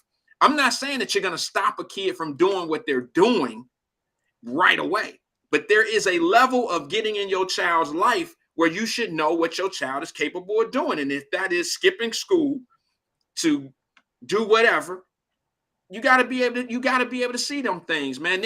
You won't be able to tell at the beginning, but eventually as time go by, there's some stories that come along with what your kid is doing out here. Let me tell you this. I knew my mama. There were certain friends that my mama never met. My mama only met the friends that would have met her expectations. She wasn't going to meet the friends that didn't. So you can't, well, she should have knew who he was hanging out with. No, she shouldn't have, because she wasn't never going to meet them because they were never going to come to the house. Those were people that I met at school, that I dealt with at school, and that I dealt with when I was doing stuff that I knew that my mama would not have, but that didn't come home. So that's what I think it's unrealistic to assume that. And great if you are a parent and you have that kind of relationship with your child, that you know everything that they're doing and you know all of their friends and so on and so forth. I don't. Cool, but I'm just saying, and that's all I'm saying. And we disagree, and we can agree to disagree. Here go the thing. If I find some drugs in my daughter's car, okay, let's say I find some drugs. Any friend that she brought through, I'd be like, oh, I would have never put that on the kid. That could be a thing. I'm smart enough to know maybe it's a friend that don't come to the crib. I know all of that. But there are certain things that line up with what your kid is doing out here. It's just certain things that line up. But is it your fault that she had drugs in her car the first time you found them? Is that your fault? Yeah. Yeah. I feel responsible for that. I agree you're responsible. I agree you're responsible. I feel well, you got to understand. If I failed somewhere, it's my fault that I failed. It's my fault that I failed my child. Now, I don't know that people don't fail unless you don't do anything or unless you don't try to intervene or something like that, then you fail. But because your child made a bad decision at a young age, and then once you got wind of it, you took responsibility and you tried to fix it, I don't know that you failed. Every mistake, every bad decision that your kid make is not necessarily your failure. Listen, there's a difference between ethic failure and ethic decision and making a decision to do certain things that may not have anything to do with morals and ethics. Those are the things that are installed in us by our parents. So there are things in my life today that I failed at, that I made bad decisions at as a young man.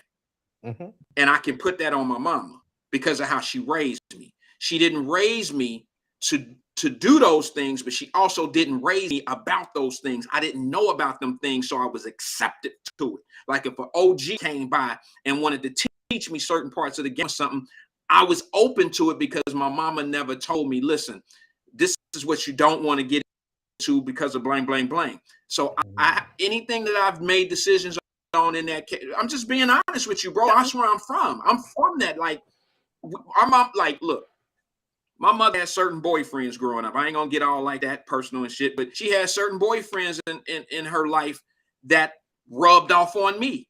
Their lifestyles rubbed off on me. I blame my mama for that. I blame my mother for that. I blame my father who was nowhere around.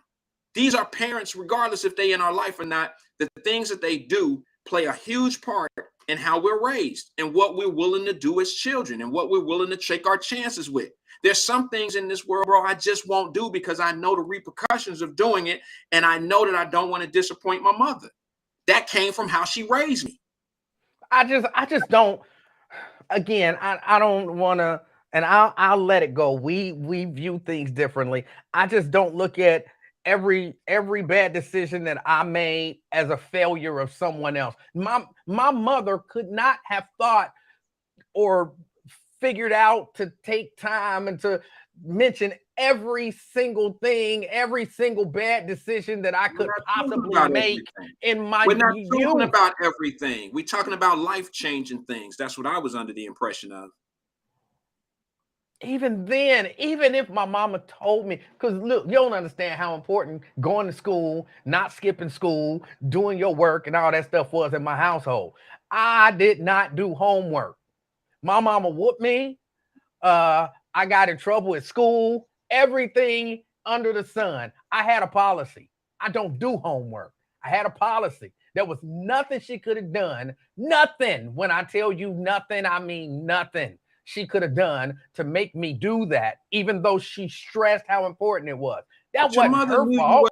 Your mother knew you wasn't doing homework, bro. This is totally different. You wasn't sneaking, not doing homework. You just wasn't doing it. But even if I was sneaking and not doing homework, how would that be her fault? I think that's some excuse making. And don't get me wrong, it's still her responsibility. So we're not disagreeing on that. But to totally place the blame on a parent, like you said, somebody would come up to you and they would, say, hey, I'm gonna hip you to the game. And somehow that was your mama's fault because she didn't tell you that if an OG come up to you and say, let me hip you to the game, you're supposed to say no. No, that's your fault for making that decision. Like to get down to that granular of a level to say, hey, you don't do this and don't do that. And that's cool if you think to do that, but come on, it's not her fault. Like some of that was your fault. Some of that was your decision making. Your logic here is the reason why where we are today. Because we don't look at parents for nothing. We don't look at parents being responsible for the bullshit that our kids are out here doing. I said they're responsible. I'm agreeing they're responsible. But you know what? It brings me back to those days of every time a dude catch a touch, it's going to be off the path for some people. But every time a dude catch a pass, I'll give you a perfect example. LeBron James' mama. LeBron James' mama is at every game now. She all up in loving this, doing what's going on. This ain't no shot at LeBron James, but LeBron James' mama is exactly what I'm talking about. She had nothing to do with his upbringing and all that stuff because she was on drugs. He was raised in the gym and all that. But every time LeBron James win a championship, not only does he say, Cleveland, this is for you. He says, thank you, Mom. Thanks, Mom. See, if we're going to be critical, if we're going to give them the pub when we're successful, we got to hold them responsible when we fail. I agree. And then no, because we don't hear that. I don't hear that from public officials. I don't hear the chief of police saying it in Cincinnati. I don't hear any public. There's a reason why your city council people get on the cameras and don't hold the parents responsible, because they know it's a bad thing to do. It's to say something publicly and criticize parents for the actions that they're letting their kids do. It's just a bad look. But sometimes people hide from the truth. And I don't understand why we are allowing our kids to do what they do, and then we don't blame the parents. We don't find the parents responsible for the actions that these kids are doing. I don't get it. Again, I'm agreeing that the parents are responsible because that's your child. I'm just not agreeing that it's necessarily their fault. And there's a difference Well, between being responsible for something and something being your fault. I'm always gonna say, if I'm responsible for my team, whatever happens, whether it's good or bad, it's my fault. Fault don't always mean that something went bad. If we made it to the finish line first, I was responsible for that, then I get the glory. If we made it to the finish line last, as the team leader, as the person that's setting the tone, then it's my fault that we came in last. It's my fault. I don't care if Johnny failed. I don't care what happened on our way getting where we going. It's my fault if we fail. Yeah, I don't agree with you on that. I don't agree with you on that. Fault means something different to me. So I guess we're talking semantics now. Because if I done trained you, we in the race, you leading, and you know what I'm saying, you got great whatever, and you trip over that little rock in your lane, and you fall and you lose the race. That wasn't my fault. That was just something that happened. And that's not, we look at fault different. You tripped and you failed. It's unfortunate, but that ain't my fault. We just differ. We just differ. All right, let's take a call, bro. Good evening, caller. This is King and I. Who are we speaking with? It's Tracy. How you all doing today? Hey, Tracy, how you doing? Hey, Tracy. Good. I can't talk long because I'm grilling and I can't burn my house down because that would be my fault. My husband's not going to accept this responsibility for that. But listen, I have spent years in the past. But today I agree wholeheartedly, 100%. Tracy, we lost you a little bit. Can you accept fault in everything that I do when it comes to my kids, because at some point the onus goes on to the kid. You know, kids get to a fork in the road, they make a decision. Even when they hear the seed that's been planted in the back of their head, mom said, don't go to this neighborhood, but I'm gonna go anyway. That's not my fault. He told me he was walking out of the door. I trusted that he said he was going where he went because we give them that kind of grace. But if he gets to that fork in the road and he makes a different decision and it costs him some big consequences in the end, nobody's going to tell me that it's my fault and it was my responsibility. I should have known where he was. He went where he told me he was going to go, and I trusted him. If I get up and I have to leave this house at 6:30 in the morning and I trust him to get up and go to school and he decides he's going to lay in bed or go out and get in trouble with his friends, that's not my fault. It's my responsibility that he goes to school. And at 16, 15 years old, I'm trusting that he can do that. I'm not, at some point, I'm letting your hand go and I'm not treating you like a baby. And that's where I kind of differ with you, Wyatt, because we have to, as parents, trying to get them down this road and making them grow up, we have to put some onus and responsibility on them. It's not going to always be our fault. So that's what I was getting. I was listening to the conversation. No, I understand, Tracy. I appreciate you calling in, but it's not that I feel like every time a child makes a bad decision that it's our fault that they made that bad decision. I'm not saying it quite like that. I'm talking about when things are done. If a child decides to go out and play with guns and live a certain lifestyle out in the streets, and we are allowing them to live with us and do the things that they do, we should be able to determine what our kids are into. And if they go out and do something, it's our fault. If you don't know, I get it. I understand.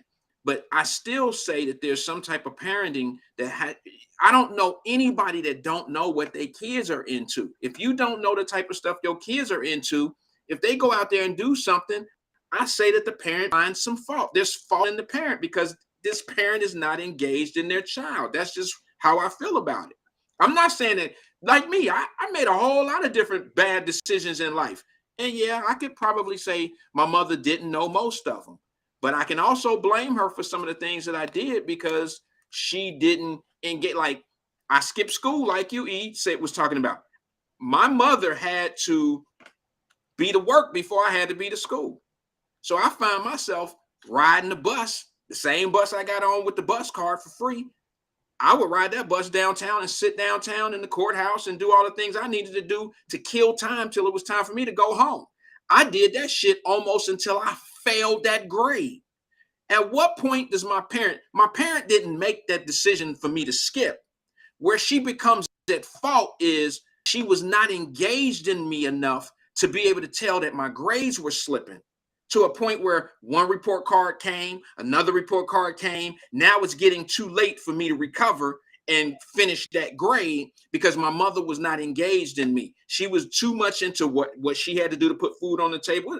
I understand the process or the problem, but she lost that engagement that we had, that she wasn't keeping up with me. That's her fault. Did you have a village, Wyatt? That's hard to Because say. I think we got to get back to the village. But do you understand what I'm saying there, Tracy? I do understand what you're saying, and she probably was way too consumed with trying to take care of her priorities and responsibilities. And again, she probably trusted you enough to do your part. You know, I can't do my part if you don't do your part. You know, if I have to stop and 100% engage with you, then guess what? I get fired from my job because they're tired of my excuses, and now we can't eat. But Tracy, that's a parent's responsibility. The kid, it is a parent's responsibility, but how am I going to take care of you if you can't do what I taught you to do to take care of yourself? I'm not arguing that. Sis, you're absolutely right. Every kid, whatever position, see, when you start, see, this is what I'm saying when some people be like, kids, how we ever going to get back to where we need to be? Where do that start? Where does getting back start? I'm not saying you should have been out there raising yourself. Don't get me wrong. But see, I did. But you're old enough to do some things responsibly. Yes, I understand. But there's certain things, there's certain levels. If parents are neglecting their kids in certain aspects, and then those kids go out and do something wrong in that way, it is the parents' fault because they neglected the kid. Now, I'm not saying that it's easy.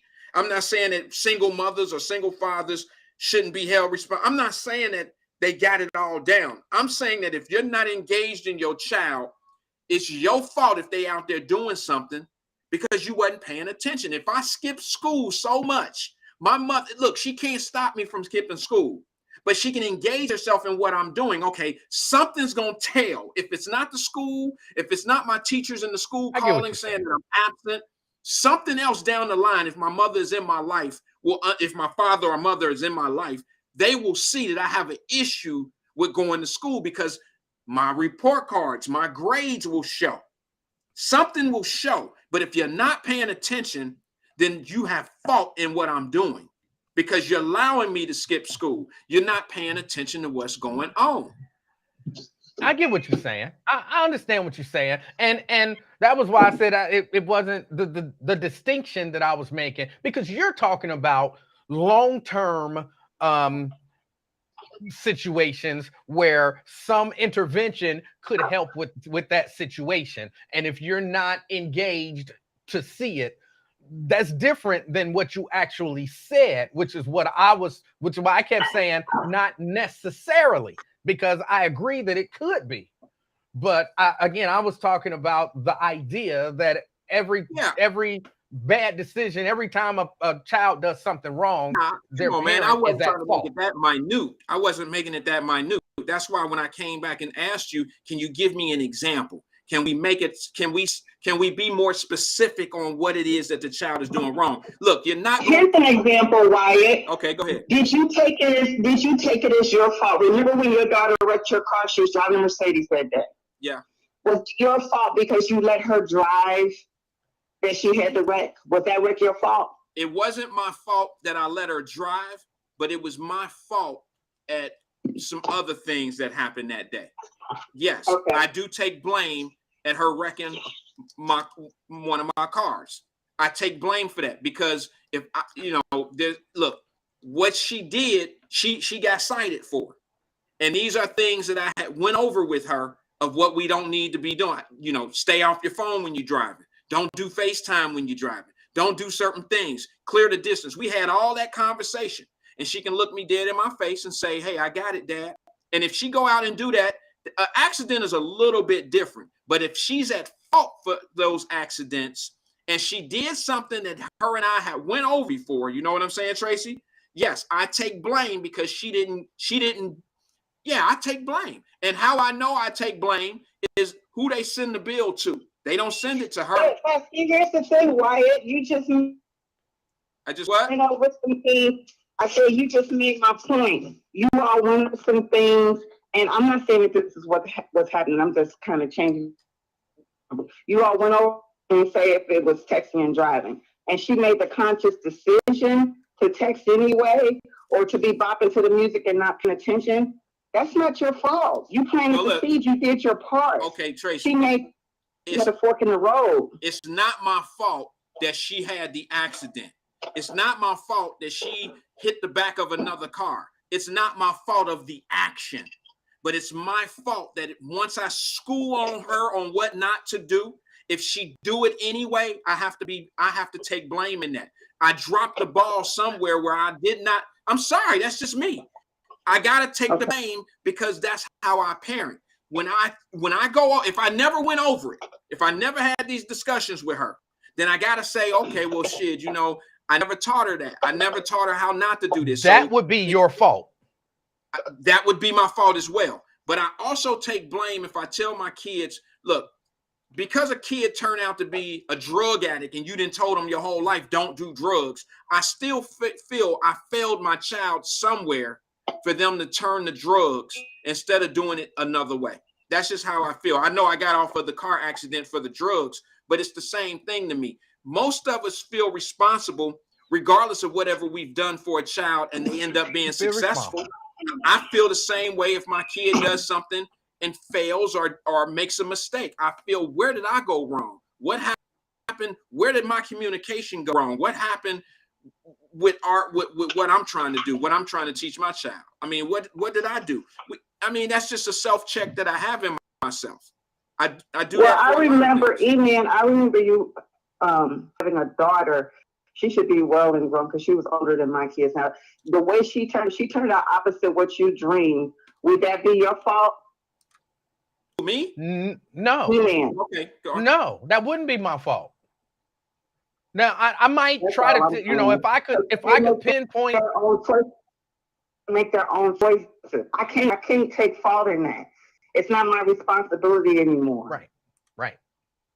I mean, you sort of see where the ship is steering at a certain age, and why there's our kids are the same age.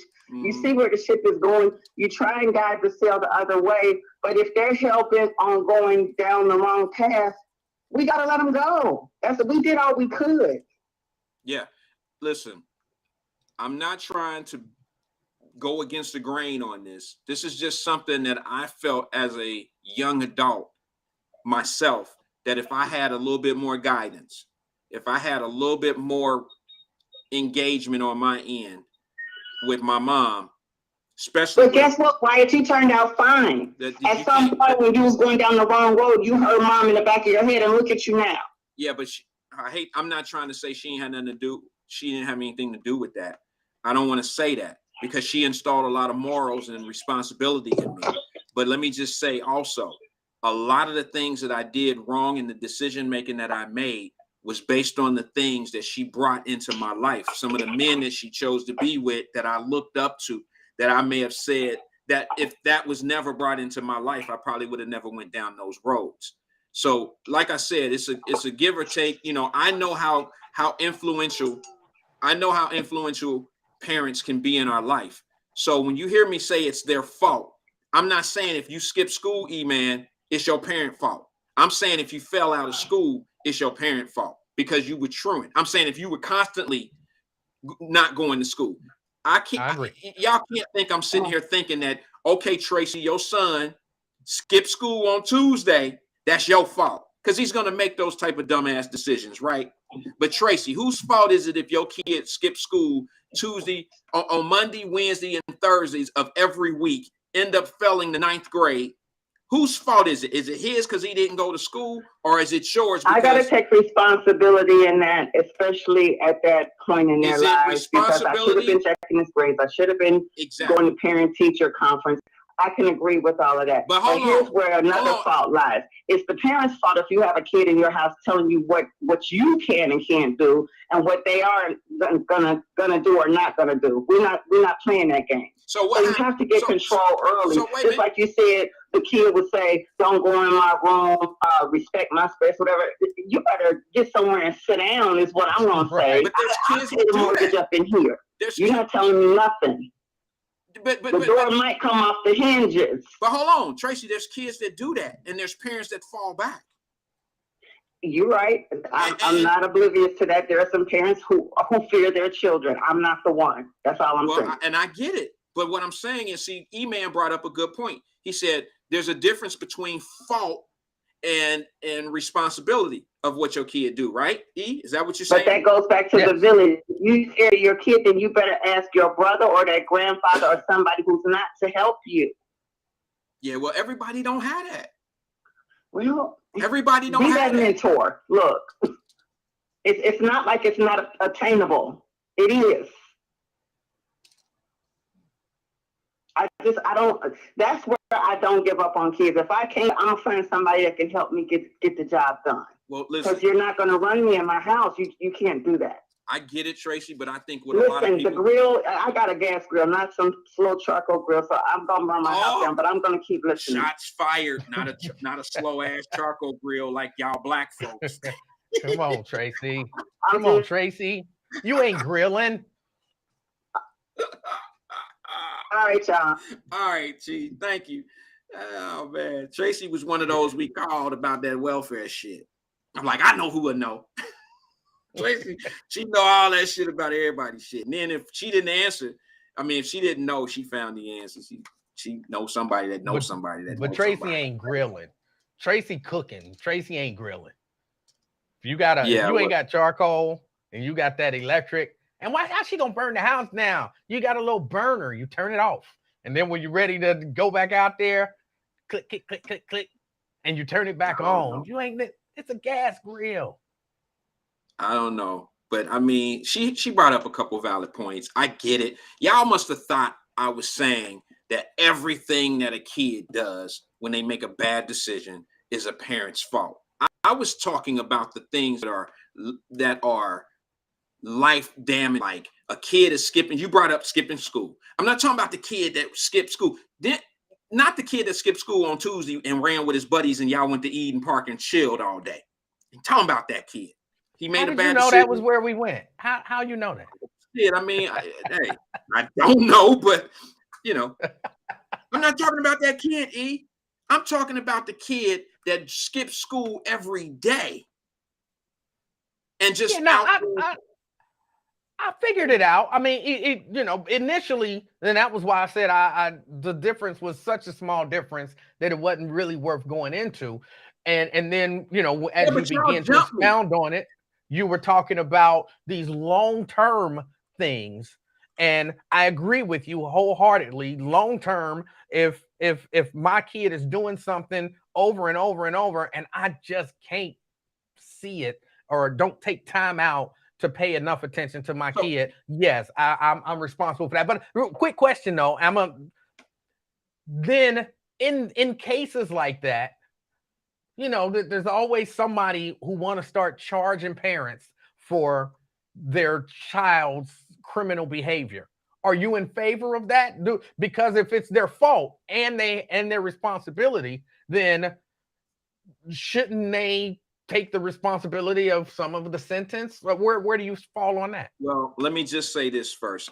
I'll answer that after I make this, because I was about to make this comment, if it can come back to me. I was about to say, because I want to answer that question because that's been posed to me before and I've talked about it. But I just have a question for all the parents out here, and then I'll answer your question, I promise. Do we or do we not know what our kids are doing when it comes down to possibly illegal activity? Do we know that we had a son that's capable of carrying a gun? Do we know if we have a son that's capable, and I'm using boys as an example because that's what's going on here in this madness of the streets. Do we know if we have a child that's out here selling drugs? Do we know if we have a kid that's out here gangbanging and doing the things out in the street? As a parent, do you know? Should you know if that's, I'm not saying you stopping your kid. I'm not saying that your kid is doing these things and it's your fault. I'm not saying that. I'm saying if you're engaged in your child life, do you or do you not know before they even start getting in a whole bunch of trouble? Do you know if these kids are into this type of lifestyle? Do we know that? I think you should know. I think looking back, raising my kids, I knew their personalities. I knew their personality types. I knew who seemed susceptible to certain things, and I tried to be aware of that. There's one that I thought was, had some potential propensity towards maybe doing some criminal behavior. Okay. Now to So answer your question. Yes, we know. Okay. Yes. So to answer your question, whenever I know what my children. Yeah, CK, hold on. You want to take that call? No, you go ahead and answer. We'll take CK after you answer the question. Oh, that's my guy. That's CK. I'm team CK. I think I'm gonna see what TK says first. But anyway, whenever our children are doing something out here, if we know what they're capable of and we're not holding that behavior, we're responsible for whatever they're doing out there. If your son is out there selling drugs, if you're not engaged in that child's life and you don't know they're out there selling drugs, that's your fault. If you know your kid is capable of being out there selling drugs and they out there selling drugs and you're not doing anything to halt that behavior, that's your fault too. So now, bring my man CK on here so he can back up. If you go against what I say, I ain't messing with CK no more. CK. Great show, gentlemen. Right. You hear me? Yeah, I hear you. What's on your mind? Man, Livingston, Wyatt, y'all doing y'all thing, man. Hey, the debate game is, the first one I heard last week, that was fine. Y'all went 1-1 against each other right there. One of y'all won, and y'all both won, or y'all both lost on them topics last week. Remember, y'all went against each other on the Cosby and the attack in the courtroom, Hamilton County. Yeah. You remember that? Yeah, my man CK's a big Cosby fan. Is that what it is? But you don't have to be a fan. I'm not a Cosby fan. That's Emmanuel. He's the Cosby fan because he got hurt about what he said about black people. I didn't give a damn about what he said about black people. But that hurt Emmanuel when he said that about black. So Emmanuel said, I don't give a damn if he raped women or not. What he said about black people is enough to get charged with rape. So, he got something personal against the bill that he split got. Jesus. Go ahead. What's up, CK, man? So we have split. But Wyatt, you was wrong on that attack in the courtroom now. Now as a judge, Mr. Randall, as a judge, you use your power to show mercy. You don't incarcerate that man, Mr. Wyatt. You let that man go home. You send him up there, let him cool off, and let him come on. Use your power as mercy. Do not flex on these African-American victims. He was a victim. His son was murdered. No, I agree with you, CK. I think I agree with you, brother. What I was saying was you have to set a precedent to the public. And that is you can't let something like that go and have somebody come into the courtroom and hit a defendant that's sitting there, because if you don't do something about it, or if you don't publicize a penalty, then it's going to happen all the time. But what I also said, that was a circumstance, Mr. White. Just treat him like he was a black. As a white father. If a white father, me being a black man, if I raped and murdered a white woman and her father punched me in the courtroom, he's not going to jail at all. They just gonna be like, hey, I understand, father. I would have did the same thing. That's all we got to do as black people. Stop understanding discipline against us. No, understand the mercy they give each other. Like when they kill Tamir Rice and they get time off with pay, treat us the same way when we whoop the ass of the killer of our son. That's all I'm saying, Mr. Wyatt. No, I feel you. I feel you, bro. But let me stand on my circle on what I said. You got to give. You have that punishment that came. It came down on a black guy who happened to be a black parent, but it was a message sent to everybody. But let me tell you what I would have done. I think it was sent to black fathers. I think if that son was a white victim and the father was white, I don't think he would have got punished. That's my disagreement with you on. Okay, what I'm saying to you is this. Did you also hear what I said I would have done? You remember You that? said you would have whooped that ass too, right? Yeah, okay. I'm saying if I was that father, I would have did what he did, and I would have took whatever punishment would have came to me. I would have done the same thing. However, Yeah, if I was I the respected judge, that when you said that too. do you know what I said? What would I have done if I was the judge? Did you hear what I said then? You said 1 day, right? 1 day. I said I would have gave him the 7 days and credited 6 days.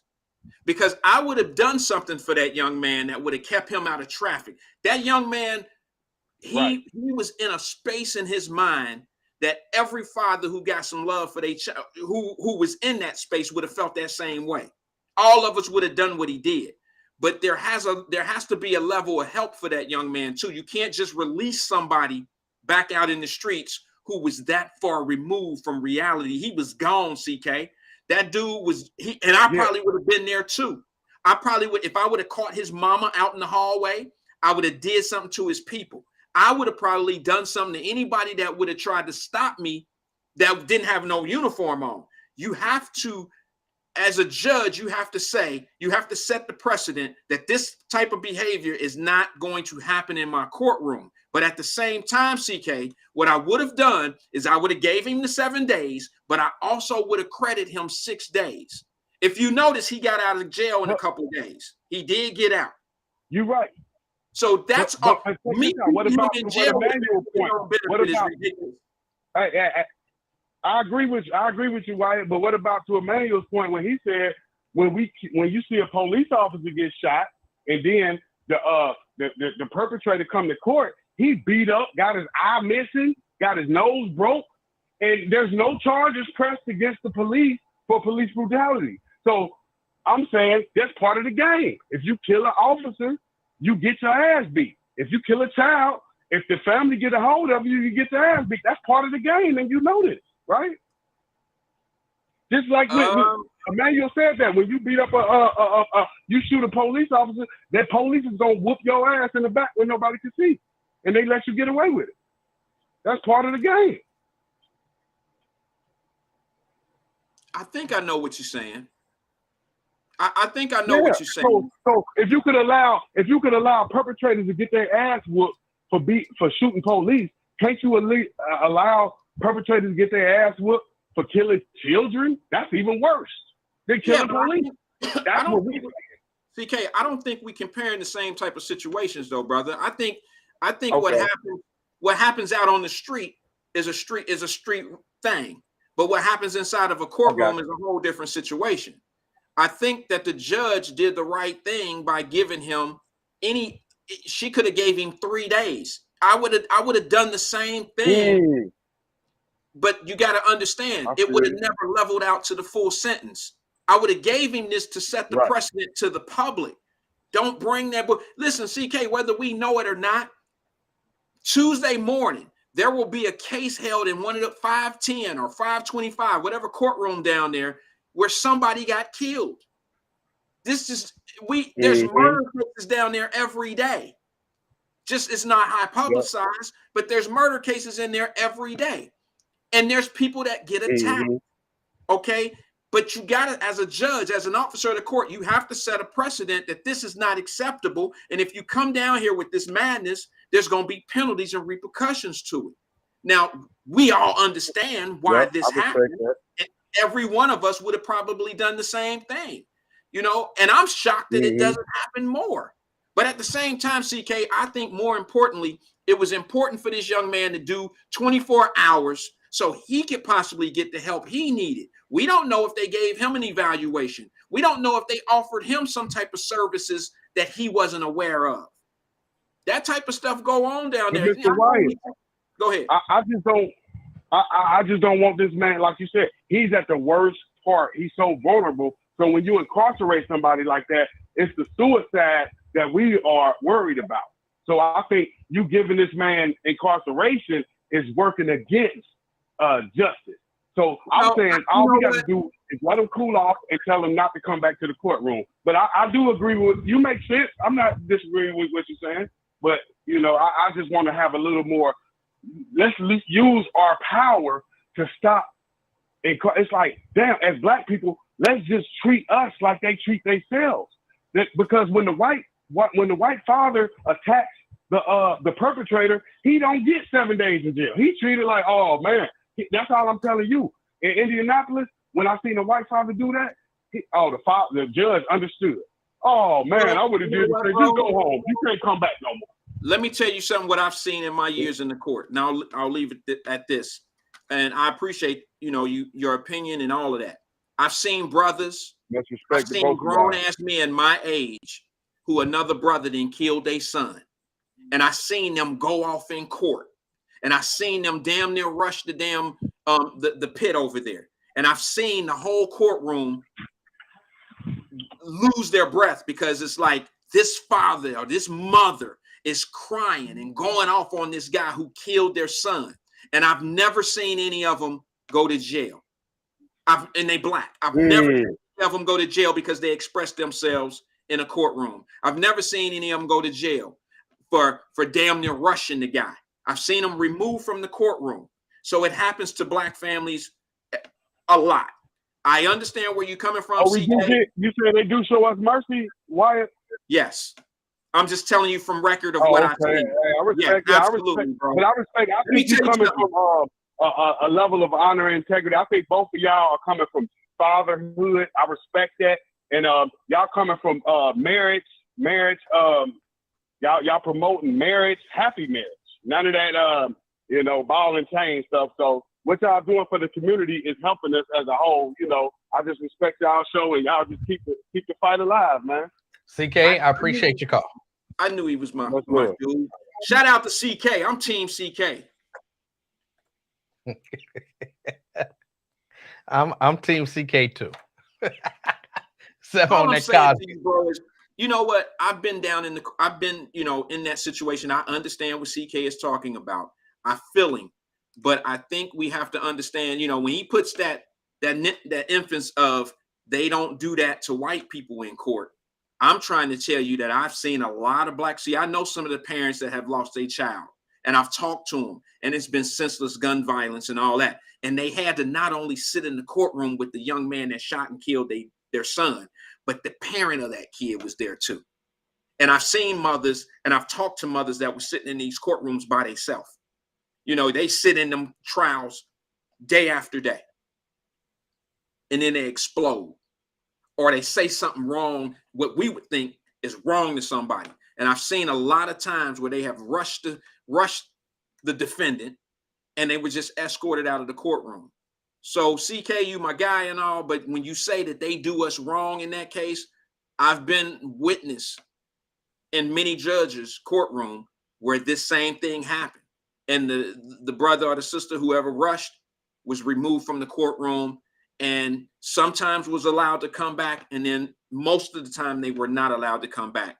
But when you catch something on video of a young man swinging and causing that much chaos in a courtroom, having that many officers, and like I said, it would have been me too, E. If it was my daughter that young man did that to, and my son or whatever, I would have took whatever consequences was coming my way, because I'm never going to do enough to go to where he's going. He's going to the penitentiary. So my only chance at doing something to him is probably right then and there. Okay. So I probably would have took my shot too. But in doing that, I would have known that there was consequences and repercussions to my actions, and I would have did it. I would have took the chance.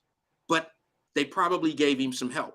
They did him more service than they did him disservice. Hopefully they gave him some help, connected him with some services. Hopefully that happened. I hope so too, bro. I don't smell no ribs. You ain't out there on your fake grill. Oh, my wife is about to have a cow. She's about to trip out on me, because I told her, I said, hey, babe, we only gonna be on an hour. It's the 4th of July. I said, it's the 4th of July. Ain't nobody gonna be on here listening to us, man. They ain't rocking with us, man. They drinking their little wine coolers and all that wherever they at. They about to sit up. They sitting up feeling real good. They ain't gonna want to hear nothing about what we talking about. Yeah, I did not tell Mrs. Livingston that I would only be on here for an hour. I wasn't about to make that mistake. Well, I, this is new for me. This show is new, and I think my wife is used to it by now because on Wyatt Live, I always tell the people coming on, I say, "Hey, short show today," and it ended up being, probably one of the longer ones of the month or something. I don't know, but shame on you. I never do that. But my wife is used to it. When I say, "Oh, I'm gonna go down," I'm gonna go down. I'm gonna give a show about an hour. Give me an hour and a half or whatever max, and then I come on the air. Short show today. I got shit to do, and it turned out being 2 hours, 2.5, something like that. But you just never know. Anyway, man, what else, man? Anything else before we get out of here? No, nothing else. It's we've been here for a few minutes. I'm gonna go and enjoy the rest of this holiday. Hang out with Mrs. Livingston, begin to pull this bike apart, and yeah, well, that's it. That's it. How much? What's your expectations on having the bike done? What's your time frame? Well, only because I'll be out of town next week. I'm not counting that, but I would say, if I get back? I'm probably not going to work on it because I'll probably be tired, flight and all of that kind of stuff. So, all right, this week is a no go. I mean, I got today, but then I'll be out. The next week, no. So in 3 weeks, that bike could be running. Okay, that's fair. That'll leave you about 45 days left of summer. But it'd be good and warm and hot well into September and sometimes even into October. So okay, I'll get me some ride time on it. Well, you better hurry up and get that thing going, man, because gas ain't going nowhere. The high price of gas is stuck. It's there. I mean, we got a little relief. I think we're becoming what you call conditioned, where you think 450, 469 is good. You know what I mean? And that's just ridiculous. But I think. But do you agree with the Biden administration that these gas companies are taking advantage of the situation and just keeping these prices artificially inflated? Or do you agree with Jeff Bezos that, hey, this is just the nature of the market? And if you think just because the price of a barrel of oil has come down, the price of a gallon of gas should come down, then you don't understand the market. That's a touchy subject for me because I know a little bit more about that situation as far as what determines the price of gas. And I don't agree with, I think Biden made a huge mistake the other day when he gave a press conference. And he not only said that the oil companies were gouging, he said that the gas stations themselves were gouging. And when you hear someone say that, who understands how the gas program actually functions, I think Biden is out of touch. I don't think he has an understanding of what the economics of oil industry. I just don't think he understands. And the reason why I say that is because gas stations, 37% of them, of the small mom and pop shops have gone out of business in America since the the pandemic. That's a huge number. And that number is continuously growing. And it's not because they're not going out of business because they're gouging. They're going out of business because people can't afford to buy the gas at high levels anymore. Oil companies may make some money, but when you start blaming local gas stations for gouging, that makes no sense to me, E, because on the average, gas stations make anywhere from 5 cents to 7 cents per gallon. That's what they're charged. I mean, that's what they're paid. And I don't understand why he thinks that these companies are gouging, but yet they're going out of business. It makes no sense to me. So it's fair to say that you don't agree with him about the gas stations, but what about the oil companies? Well, you can't make a statement like that and make it make sense if you're wrong about half of it. To me, it just doesn't make any sense when you say that, E-Man, I don't mean you in particular, but hey, Ron, you got to stop cheating on your wife. And then they say shit like, you know, maybe I shouldn't use this scenario. I'll just use the gas station. My apologies, folks. You can't say that the oil companies are part of the problem and the gas stations. When you blame the gas stations, that let me know that you probably don't know what's going on with the oil companies either. The reason why I feel the way I feel is because I know what's causing the problem in the gas uprich in America. And it has been so disingenuous that I just don't like talking about it, because most people who may not look at it for what it really is, they may have bought Biden's excuse, his bullshit. And I'm not buying the fact that you got 9,000 leases out there, but a lot of people don't understand there's so much other stuff that's involved other than just leases. And we got to get past that first. I can't be the guy to educate everybody on this thing. It's like you're going to give all these leases, but yet you have the banks that finance these companies, these oil companies. You have those under so much scrutiny that these banks won't even loan the oil companies money. So there's so many restrictions on the oil companies that it's hard for them to move at full max. Most of them are at 95% maximum of putting oil and gas out. But yet that doesn't mean that they're putting enough out for us. That shows you that there's a strain on what they're doing. If all the things that they have, if all the leases that they have, if they're at 95% usage, that means gas would be cheaper if they were utilizing every aspect of what they have to drill with. You would think that it would stay on schedule of being cheaper. But if you're limited on how much usage that you have, just those that have been regulated, 95% of those that have been regulated are at full blast. They're at full blast. They're at 95% capacity. That just doesn't add up to me when you do the numbers. I'm a numbers guy, and I'm saying to myself that if they gave you 9,000 leases and all of them were functional, that you could be able to do what needs to be done in America to get this gas down. I'm saying they got 9,000 leases. I know for a fact that 2,300 of those 9,000 are in litigation against the government, have them in litigation right now in the courts. So that's not even a fair 9,000 leases. Ask the president and ask this administration, what are those 2,300 leases in litigation for? It has nothing to do with the lease. It's the properties that come with the lease, the things that you have to be approved to be able to do, the surveying, the other thing. There's a lot that goes into it. The simple answer is y'all got 9,000 leases, so go drill. The complicated answer is explaining everybody that it's more to it than just the leases.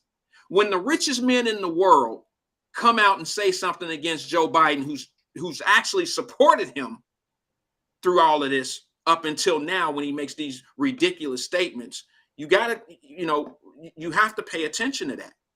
You have to just pay attention to it. And it's not because they're making billions of dollars off the oil industry. Jeff Bezos is not in the oil business, but he understands that what the breakdown of what Biden said was truly ridiculous. So he called him out on it. All right. Look, I don't understand the oil industry like that. It seemed like simple math to me. If you paying less for the raw product, then the finished product with all your other costs fixed should come down as well. But again, you talking about leases and all the options and all that kind of stuff. I don't know much about the oil business. So I can't really say. I understand, but see, what happens is sometimes people use simplicities to keep it real simple, but that's not always the answer. And when it's easy to say, okay, we then went from it's Putin's price hike. Okay, we then went from it's Putin's fault for the war to now it's the gas companies that are gouging us. I mean, bro. But again, what Biden said, or at least what the administration is saying, is that if the price has significantly been reduced for the raw product and your other costs, the refinement process is the same, we should see some relief at the pump. And if we're not seeing relief at the pump, you getting relief buying the raw product. Why are you not passing those savings on to the consumer? That's what they're saying. And again, I don't really, get down with the oil industry like that. So I don't know. Well, let me address something that I see Brett said. He said the oil industry has been making record-breaking profits every quarter for the last 3 quarters. I say to you, when you say profits, you also have to look at the fact, if I go get a loan from Fifth Third Bank for $10 million for whatever reason, for a business venture, I took a loan out. I owe them interest on $10 million, right? Is it fair to say that if I took my own $10 million and did that same business, would I make more profit if I cut the bank out? Is it fair to say that I would profit more if the bank wasn't there for me? Because now I don't have the cost of doing business with the bank. Has anyone ever thought about the fact that they can't use banks anymore to finance their drilling and finance things? They have to use their own capital. So that allows you to make more capital because now you don't have a higher cost of doing business. So you got to understand, these are things that people are led you to believe that they're doing higher profits because it has to be reported of the profits that are being made. Or then the question would be, what I would have to ask you then, when did it get to a point where they weren't allowed to do business with the banks? That's part of the policies in Joe Biden's policy process. When he came in, I've showed a video of this. When he was running the debate against Bernie Sanders asked him a question truly on energy. And I wish I had the video. I probably do. It'll take me a minute to find it. I put it up on my Facebook page, anybody that wants to see it. In a debate, Joe Biden clearly says in the debate, there's no mistake in this. He says, the first thing I'm going to do is I'm going to end fracking. I'm going to end drilling. I'm going to end all that dirty stuff that the oils are doing in America. I'm going to end it. And what he said by that is he's going to kill the subsidies, okay? Which means they're not going to be able to get any of the government subsidies. They're not going to have the advantages of being able to do the business in America like they were doing. That's part of the process. He was going to make it very difficult for them in those lease processes, which means the ability to get your surveying done. All the things that were going to make the industry use their own money and take the chance and make it not viable for them to do business the way they've been doing business. So when you do those type of things, if you're affecting somebody's way of doing business, they may just shut down and stop doing so much business. When that happens, the price of things go down because you're not producing enough. And when they say that they have all these leases and then they say that they're utilizing 95% of their potential, that don't mean that 95% is of what they have already been doing. They've been reduced down, and those particular drills have been pushing out they're at 95% capacity. If they had 95% capacity on this many drills, on that many drills, they would be producing more. They would make more money. If they have this many, they don't have as much production coming out of there. I just don't understand. I mean, I get it, but I've seen too many people being misled, and it's when somebody gives you a simple answer to a complicated situation, I question if they really know what's going on. I just question it. And when you blame companies, when you blame gas stations for gouging, not gas companies, bro, I clearly heard him say it. I was listening to the thing myself, and I said, well, that's going to shoot down this whole situation right now. This is going to shoot down the whole city. When you blame because barrels of oil are going down, but it doesn't reflect at the gas station right away. That's not how that works anyway. They're still trying to get rid of some of the gas that's sold at a certain barrel. You understand what I'm saying? It's like, okay, I sold you a car. I sold you a pack of cookies that had a 12-pack. You paid $4 for that box. So you're getting $25 a pack, or I'm sorry, 50 cents a pack.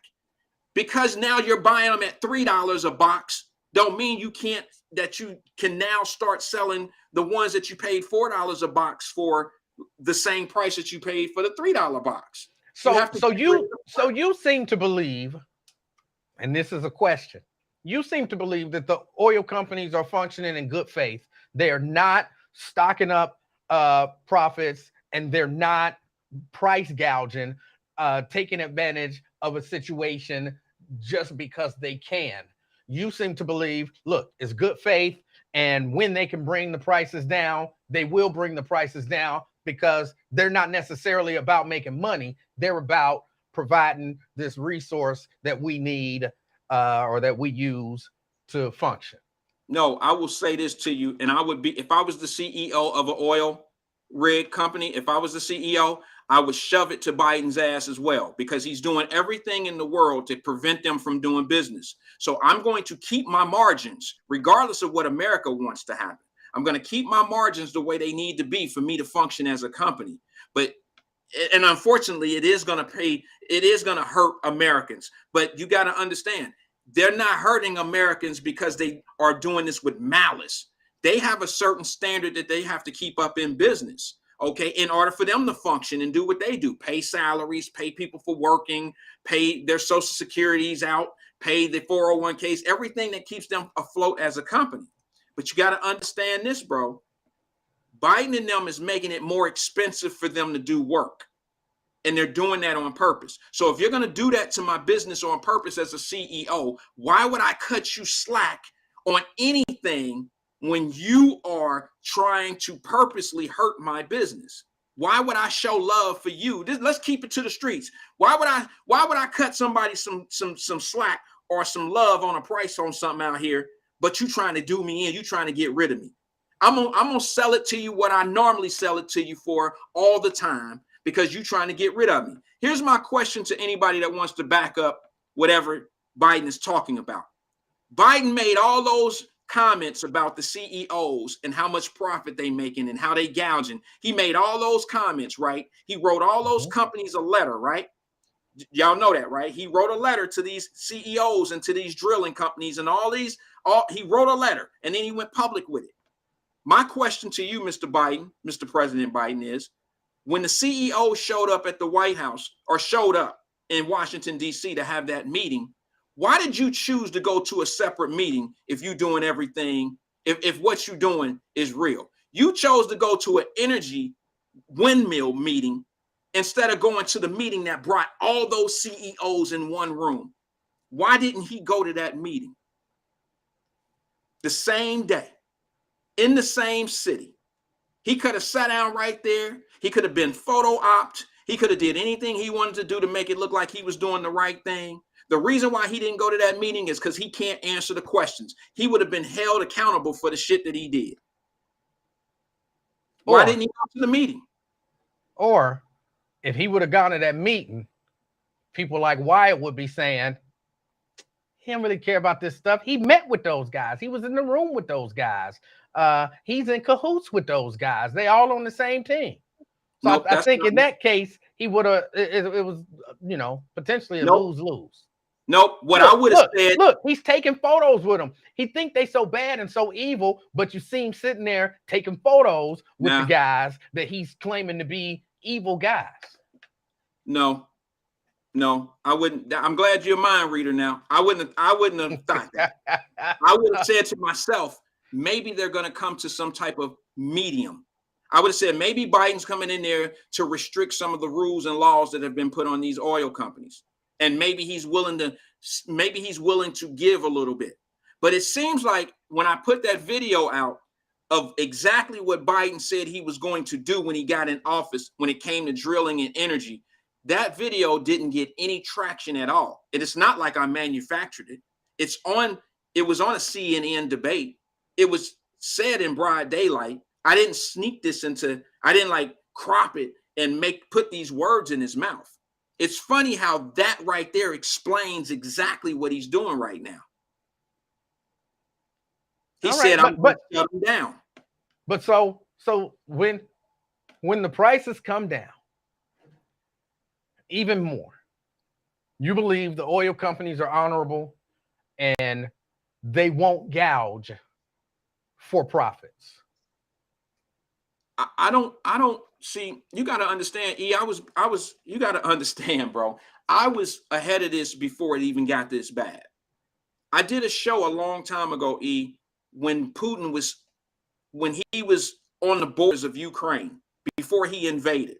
And any Wyatt listener on here, the few that may be on here, will tell you, I said exactly what's going on right now. I said, this is what's going to happen.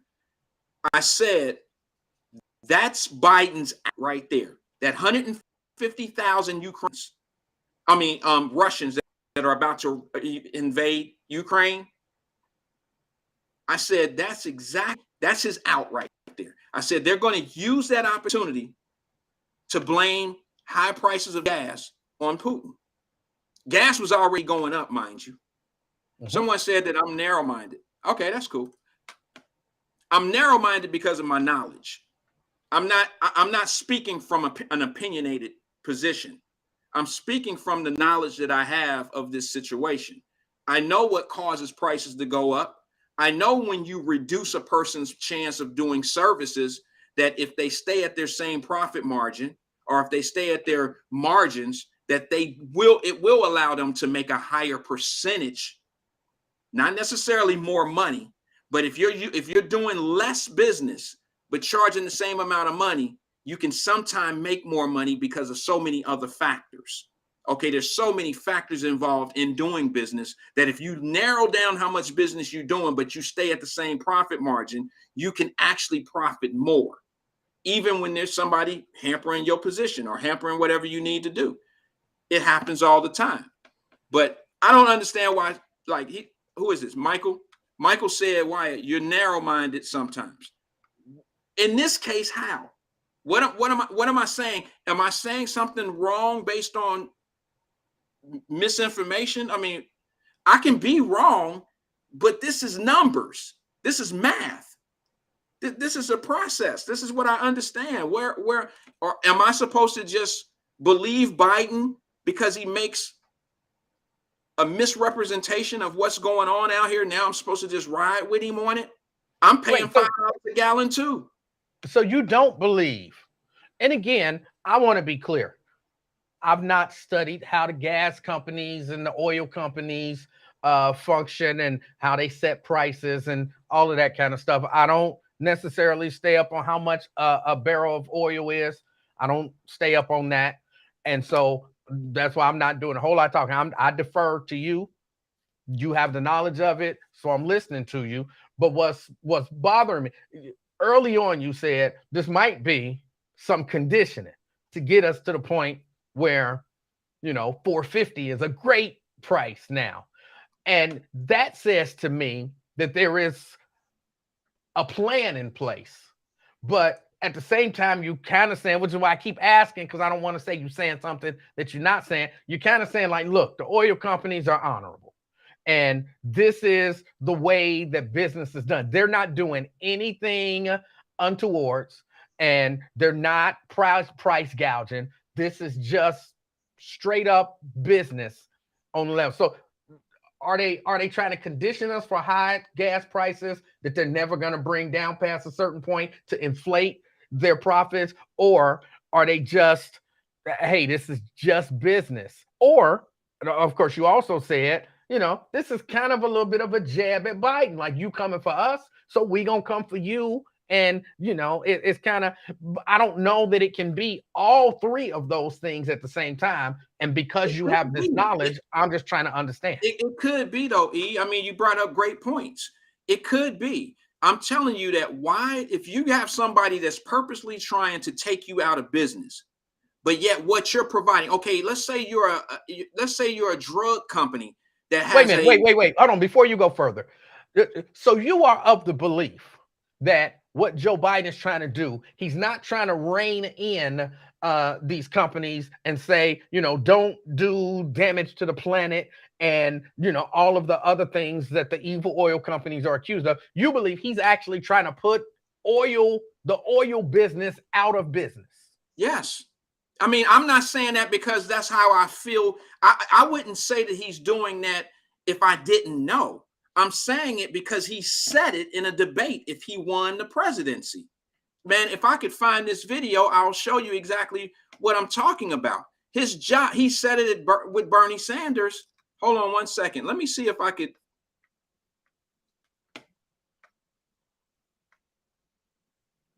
Because I know a lot of big companies will say regulation, and anybody who tries to regulate, like I could see, remember I talked about the iPhone and the different things over in the European Union.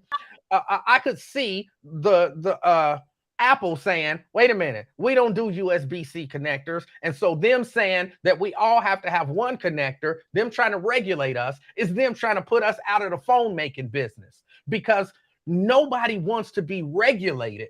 Everybody wants to do whatever it is that they want to do. So to say he's trying to regulate what we do and equate that with trying to completely end the not just put us out of business, but completely end this entire industry, I don't know that I buy into that. I understand. Then do you know his huge supporters were the green people of this planet? You know, they call them the green people. So hold on, let me see if I can. I'm still trying to find that video, brother. I'm sorry about that. But wanting to go green is not necessarily wanting to put the oil companies out of business. I mean, if you're looking at it and you're saying this is not good for the planet, this is better for the planet, so let's move to what's better for the planet, there are still going to be a whole lot more things. Gas ain't the only thing that's made with oil. So you're not trying to put the stop oil, period. You're saying we can move to different types of energy. Oil, that's not the only thing oil is used for, is energy. So to say he's trying to put the oil companies out of business sounds a lot. Well, when you're doing certain things to enable their business, what are you doing? That goes for anybody. If I'm slowing your progress up, or if I'm cutting into your profits, or if I'm doing certain things, what am I just slowing you down, or am I trying to hinder your business? I mean, to me, maybe neither. If and again, you know this stuff, I don't. But if I'm saying to you, look, what you're doing is hurting people. The way that you're doing it is hurting people. So just figure out a different or a better way to do it. That's not necessarily me trying to put you out of business. That's me trying to say, ain't it a way that you can do business, but not hurt people? So what other way do you want these drilling companies to do business based on that principle, based on what you're saying there? What else did he expect them to do? This is what they do. You can't, they're not in the windmill energy business. They're not in the electric business. They're in the drilling business. So what other way of business could he even be trying to get them to do? Well, again, I don't have all the specifics, but that's what they do, bro. I mean, hold on, but there are, you can't convince me, because I watch a number of different I watched a documentary on fracking where I'm sure it was slanted one way. I don't ever believe any of this stuff is not slanted. Any articles I read, any documentaries that I watch, it's all slanted to the mindset of whoever made it. But they are doing some environmental damage, and it might cost them a little more to do it a safer way. But when you're not doing it the safest way possible, that still don't mean I'm trying to put you out of business. Yeah, it might cut into your profits to do it safer, but that don't mean I'm trying to put you out of business. When the one documentary I was watching, and I don't remember all of the details about how it did, but there was a city where I guess the oil had leached, either gas or I don't remember which, had leached into the people's soil. And there was a dude who was like legit setting his tap water on fire, coming straight out the tap. Mm-hmm. And if I'm saying to you, like, hey, bro, he could set his water on fire coming out the tap, can you not create situations where people can set their tap water on fire coming out the tap. Oh, now you're trying to put me out of business. I'm not trying to put you out of business. I just don't want people to be drinking flammable water straight from the tap.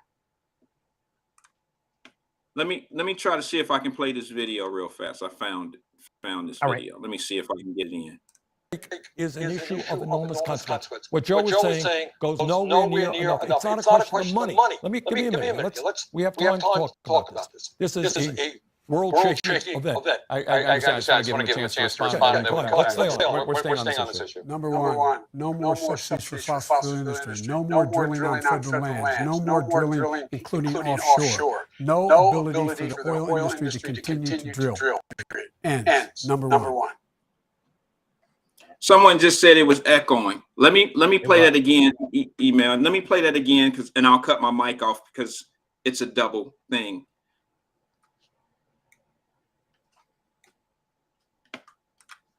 Is an issue of enormous consequence. What Joe was saying goes nowhere near enough. It's not a question of money.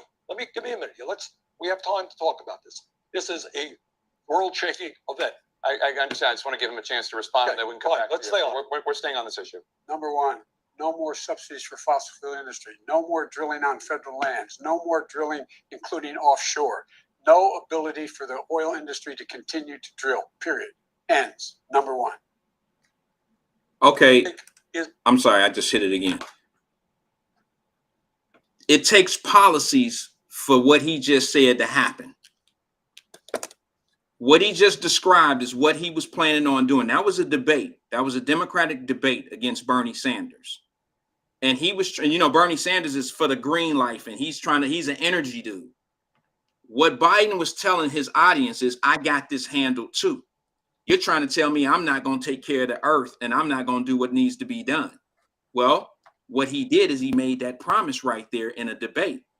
When you say no more fracking, when you say no more drilling on foreign land, when you say no more subsidies for the oil companies, you're basically showing them these are the things that I'm going to do to pretty much offset their business and stop them from doing what needs to be done. Listen, let me just explain something to folks. I have no problem with these things.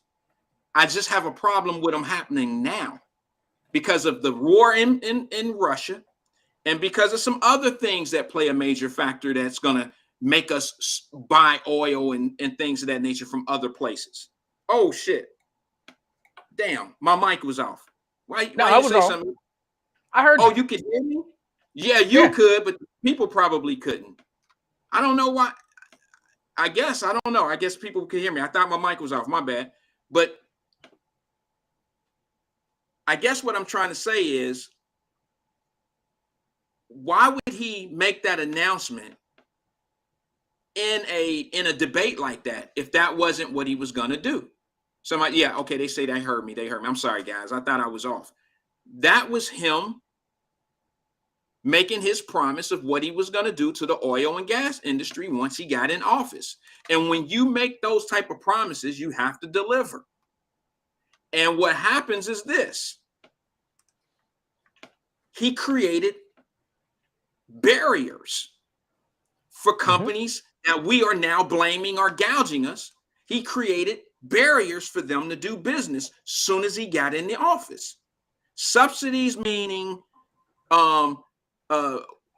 banking opportunities. Subsidies don't mean government money. It don't mean they were welfaring oil and gas. It don't mean that at all. Hey, Wyatt, I got a call. You want to finish what you're saying and then we grab this call? No, go ahead. All right. Caller? Hey, welcome to the welcome to the King and I podcast. It's just a habit. What's your name? Hey, this is Brian. Brian. Hey, what's up? Hey, what's going on, man? So I want to start by saying I don't support either party. I think they both, they're not the same. But I think at the end of the day, they both support big business over the interests of regular people. But I wanted to chime in on this thing because I feel like we can't have a real discussion and debate until we pull apart some of this stuff. So that clip that Wyatt is showing about what Biden said in that debate.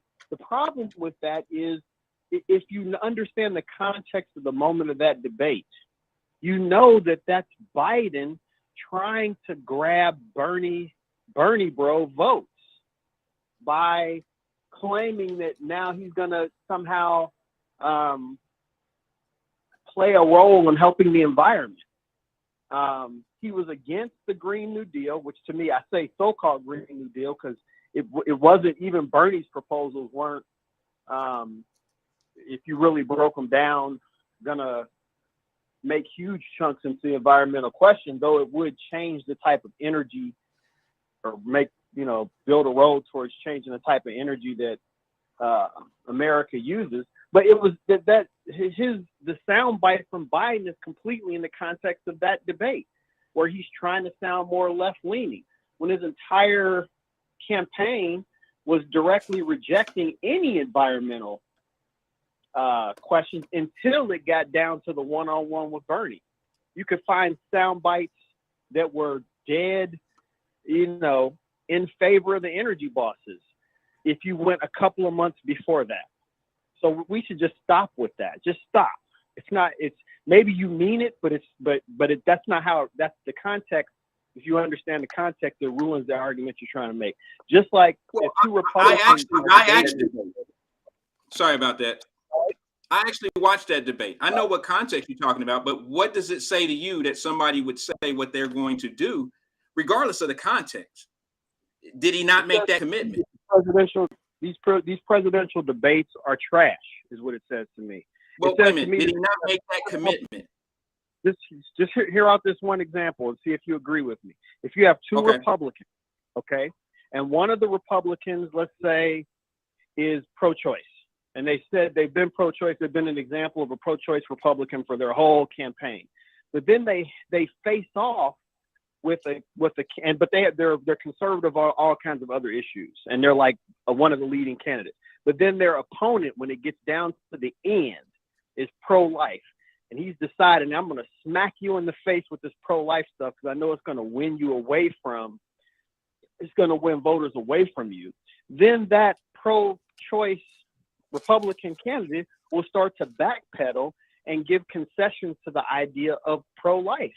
That's how they do. That's how these campaigns work. When they get down head to head, they try to close the gap of the thing that makes them sound less attractive than the other candidate. And that's all it was in Biden's case, was him trying to sound more like Bernie. So that's all. Oh, okay. That's literally the sum total. So he didn't really mean what he said. He just said it just to be kind of in the circle of Bernie's crowd. He didn't mean that he would do any of that stuff.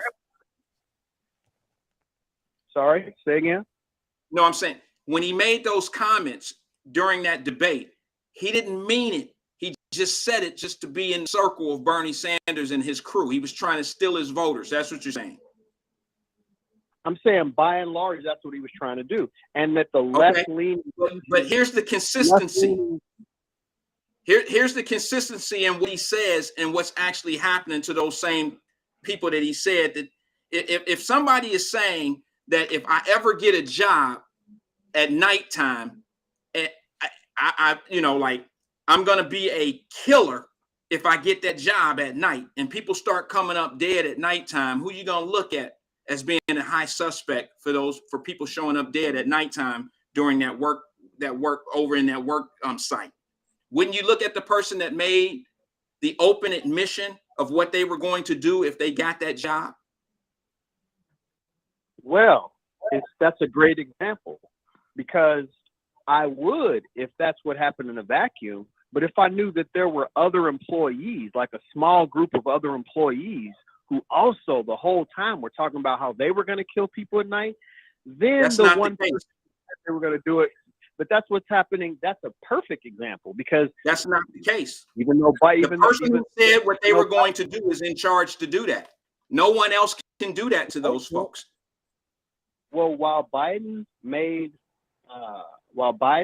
barked a lot in that last debate with Bernie Sanders, the fact of the matter is there's a minority layer of Democrats who are in office who do subscribe to the Green New Deal and do subscribe to making policies that are confrontational towards oil companies and people who, you know, skirt over environmental regulations. Now, at the same time, you have the Supreme Court that just made some rulings that make it easier for companies to do dirty business. So that's what they do. Well, that's the only thing. okay, I need to stay on, because I just used your example. I mean, Biden, that clip there is a smoking gun, whether people want to admit it or not. He had even But at you that admit, I'm saying this to you. You didn't mention this in your remarks. Are you saying that you believe that Biden made this statement and it was in a vacuum, and that there aren't all kinds of small minority of Democrats who are pushing for this same policy and have been, who were in office before the election, that they're not part of doing it? They can't push. Yes, but they can't push anything through. They can't make it happen legislatively without him. He can. He has to oversee everything that's going on. I'm sorry. Of course they can. Well, of course they can. First of all, don't you? He would admit. Well, let me ask you this. Because that's a fair statement. But let me ask you this. Why didn't he go to the meeting of the CEOs that he called to the table? Why was he so reluctant to show up for that meeting? What was more important than Americans paying this high gas and going in front of these CEOs to prove to America that he's doing everything that he possibly can do to get those CEOs that's gouging us? Why wouldn't he go to a meeting of his accusers? Who don't go to court? Who don't show up to face the people they are accusing? Okay, that's a fair question, and here's my answer. And it goes back to what I said at the very beginning. The reasons I said what I said about Biden's proclamations in that debate is not because I support Biden or think that he has the best interest of either side in mind. I believe that at the end of the day, it wasn't convenient for him to have to put his words and deeds together, because they don't go together. So I think it was probably a strategic move to not be in that meeting and not have to take a clear stance, and instead, you know, be able to sit kind of, you know, tip where things are more favorable based on what comes out of that and based on what public opinion is. It's a tactical move. It's not because he's a champion of either side. He simply rides the side of the boat furthest away from the water.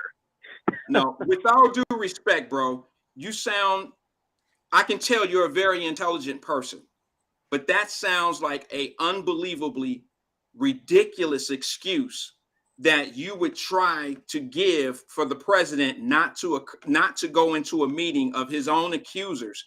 And he didn't have a problem putting all these people on blast and saying it's their fault, their fault, their fault. But then he wants to show leverage by not going to a meeting that he called of these CEOs and confront his accusers. You're missing my point, Wyatt. I'm agreeing with you on this particular question. He's not a hero. It didn't start out that way. My apologies, brother. I kind of was listening different, I think. He's not a hero of the things he's standing up for. That's what I'm saying. It's rhetoric. That's why he didn't go.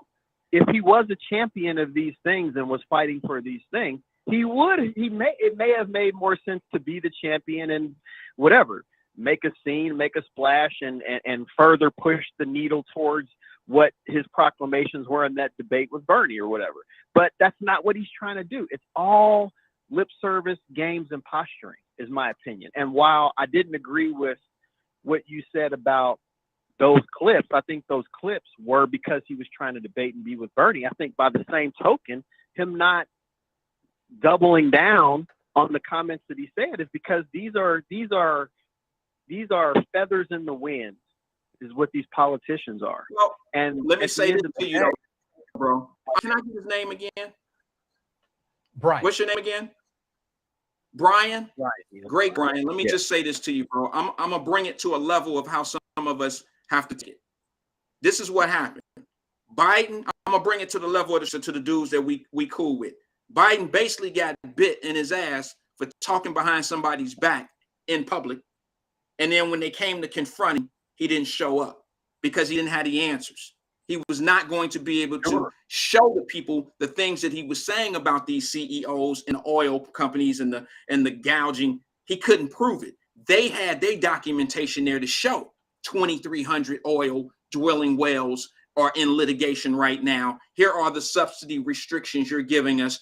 It's the order from the White House. It's the order from your party who is preventing us from doing what we need to do in order to be at our full capacity and lower the prices of gas. And it was a slap in the face for him to blame. It went from Putin's gas hike to now it's the gas oil companies. And then he even went as low, Brian, to blame the gas stations themselves, bro. And you're looking at 20, I'm sorry, I said 37%. It's 27% of gas stations in this country have closed due to lack of business. That doesn't sound like somebody's that's gouging. It don't sound that way. And these are mom and pop shops.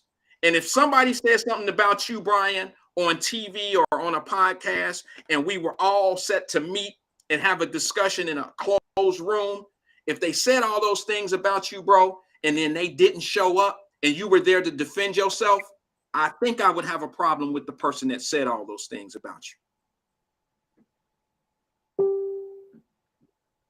Hey, respect, man. I think Brian, I appreciate you, bro. I understood where he was coming from, when he said the soundbite, the clip. Yes, he's absolutely right. But don't make those type of threats openly. And then when somebody comes up missing or dead based on a threat, then who's our prime suspect? The person that made those admissions before, right in broad daylight. You frustrate me when you do stuff like this. What? Because I made that point about Bill Cosby, and you told me that point didn't make sense. If you admit to something in broad daylight, and then you're accused of doing what you admitted to doing, then you become and you told me that was crazy. Oh, you frustrated me. Yeah. It is crazy because you have to understand these are two different things. Bill Cosby admitted to something that you truly don't know what he admitted to. He admitted to drug use. He admitted that there was that wasn't what I was talking about, but Joe Biden admitted to something that he don't even believe. I think that was, that was the point. Like, he's just saying that. He don't believe that. He don't intend on doing that. He just talking. No, that's not true. Not only did he believe that he had to do that, a huge part of his people that followed him in his vote, his backers believe that. And that's how he was able to be so successful. It's because it's the people you owe down to, That's the big thing in politicians and how you get your money. Once you get into place, now you owe down. You owe these people that supported you. And the easiest thing that he did was sign executive orders and do things to put himself in a position to look like he was paying those people back. And the first thing he did was make it tough on oil companies. Facts. Putin, bro, gas was going up before that war started.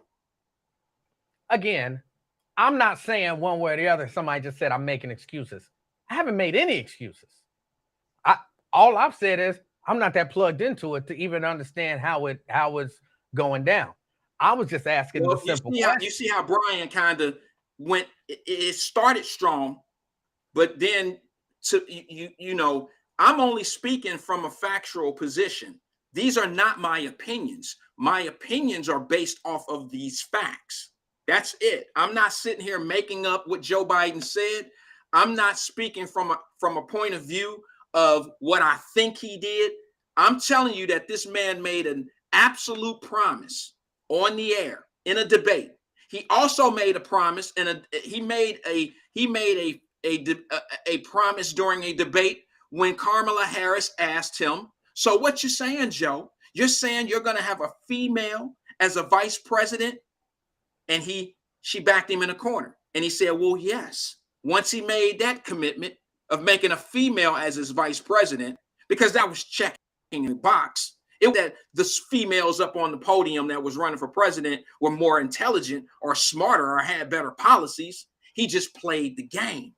He played the game, and Kamala Harris put him in that position of, oh, what's better than to just have a female, a black female? And that's what Brian, at least with my perception, that's what Brian was saying. The same thing happened. Yes, and what did he do? He put himself in a box, and then so he had to follow through to some degree. Again, my question, my only question is, Joe Biden is not a liar when it comes down to commitments, man. He's not a liar at that aspect. He said, yes, I'm gonna have a female. My bad. Go ahead. It's all right. My only question to you, because you seem to believe in, that these huge oil companies are some huge honorable entities. And I'm saying, can't it all be true? Can't they be price gouging and doing things to inflate their profits? Maybe in part because of something Biden said and or did, but just because they're greedy oil companies. Well, no, because look, you got to look at it like this. I mean, anything is possible. But what I'm saying to you is, if somebody's keeping you, if they're preventing you from doing business, why would I go out of my way to make everything else convenient, not only for them, but the people that are also making it inconvenience for me? Why would I do that as a businessman? But they're doing business. They're doing hella business. It's not like Joe you think they make more money now? You think they making more money now than if they were able to drill and provide gas at $3 a gallon for everybody, or $2.80 a gallon? Don't you think just because the gas is higher? No, here's what I think. If they could do all of that drilling in this same environment, it wouldn't be $3.80 or $2.80 a gallon. It would still be $4.80 a gallon, because they're greedy. And they don't care about what Joe Biden said. They don't care about no debate. They're greedy oil companies. And if the environment is such that they can increase the price to $10 a gallon, that's what greedy oil companies or any greedy company would do. So you believe that they just want to serve the people. I believe it's an industry and they want to make as much money as possible. You believe let them drill and then that'll bring the price down. I say you let them drill, that still probably won't bring the price down significantly, because they don't care about how the people have to deal with and pay $5 a gallon or $6 or $7 or $8 or $10 a gallon for gas. If they're making money, that's all they care about. So why didn't they do that prior? Because the environment, just like you said, Joe Biden is going to use the Ukrainian war as an excuse. Don't you think that the people would I know this, because if I'm selling a product, if I'm selling water, right? And then I hear that there's some hindrance that people ain't going to be able to, something that I can use as an excuse to say, you know what? There ain't going to be that much water out there. Well, it probably is still going to be that much water out there, but people believe that that's going to make a water shortage. So guess what? Instead of selling you water for $1, I'm going to sell it to you for $2. Well, why would you do that? Because they believe it's going to be a shortage. And then guess what? If I can boost it to $3, but it's not a water shortage anymore, but people still believe it's a water shortage. So now I can sell it for $3 because I'm greedy. I'm greedy. You have to understand, what you just described is exactly how companies go out of business, by gouging when not necessary, or gouging or over abusing a gouge situation on something like a gas or a water or something of that nature, because people will use alternative measures. What's the alternative measure to gas? First of all, the government, if that was the case, the government would come in with so many restrictions, and the offshore drilling in the other countries that you can buy gas and reserves in your own country would all kick in. You cannot overpower the government like Biden is saying that these companies are doing, and not have some type of form of penalty toward these companies. It's impossible. The simple fact, I'll leave this right here, bro, I gotta go. The simple fact that Biden didn't show up to face his accusers, simply explains everything that I need to know. And I have never seen somebody not show up after saying all that stuff about them. And he didn't even bring believe a folder. it. I'm sorry? If he didn't believe it, if I talk stuff about you because that's what I think the people want to hear. So I say Wyatt is no good, Wyatt's a liar, Wyatt's a cheater, Wyatt's a this, Wyatt's a that. But I don't really believe that. But it's what the people want to hear. So I'm going to say it. And then you come to confront me. I might not meet with you because guess what? And I ain't really believe that stuff. I just said it because I didn't really believe it. And you like, man, why you say all that stuff about me? I'm not walking in that room. He mad. And I said some stuff that I might not be able to back up. I didn't mean it. So that'd be a great reason to not show up. So that's exactly why I'm saying he's lying about what he's talking about. Because of what you just said. I'm not, and again, I'm not saying one way or the other. I don't even have to say anything after that. I just don't believe in that these oil companies have so much honor. And as long as the honor, bro. You gotta do the math. As long as the situation is such, like you said earlier on, if they can get us to the point where we think 455 is cheap gas, you'll never see gas go below 455 because that's what we've conditioned them to believe is cheap. E-Man, let me explain something to you, bro. If you want gas to go back down to $2.50 or $3 a gallon, it could go down. All you got to do is go to Saudi Arabia and all these other countries. You can make that happen. You don't have to use American oil and gas. You don't have to make that happen. You don't necessarily need these guys. If they're gouging you so bad, where's your alternative choices? There are no alternative choices. Yes, there are. Yes, I can't go to Saudi Arabia and get a gallon of gas, bro. I don't have an alternative. I can go to Shell right over here. I can go to Marathon right over here. I can go to UDF right down here. I don't have no alternative. I'm not saying get in your jet and go to Saudi Arabia. I'm saying the American government. They're going to Saudi Arabia in less than 30 days to try to buy oil. The American people. No, I'm talking about America, the country, is going to end up buying gas from Saudi Arabia because Biden can't back down and release some of the restrictions that he has on his own oil companies. Well, and see, I don't know. I personally believe, based on no facts, I believe most corporations only care about money. They don't care about doing what's right and what's wrong. And I personally believe that the government, including Joe Biden, is going to support big business because he's going to get money from big business from supporting them. So they're not, like you said, if he gets backed into some sort of a corner where he has to do something then maybe he'll, like you said, go to Saudi Arabia and try to do something like that. But other than that, he'll let this ride for as long as he wants. He don't care about this battle. He don't care about this fight. Where is Biden?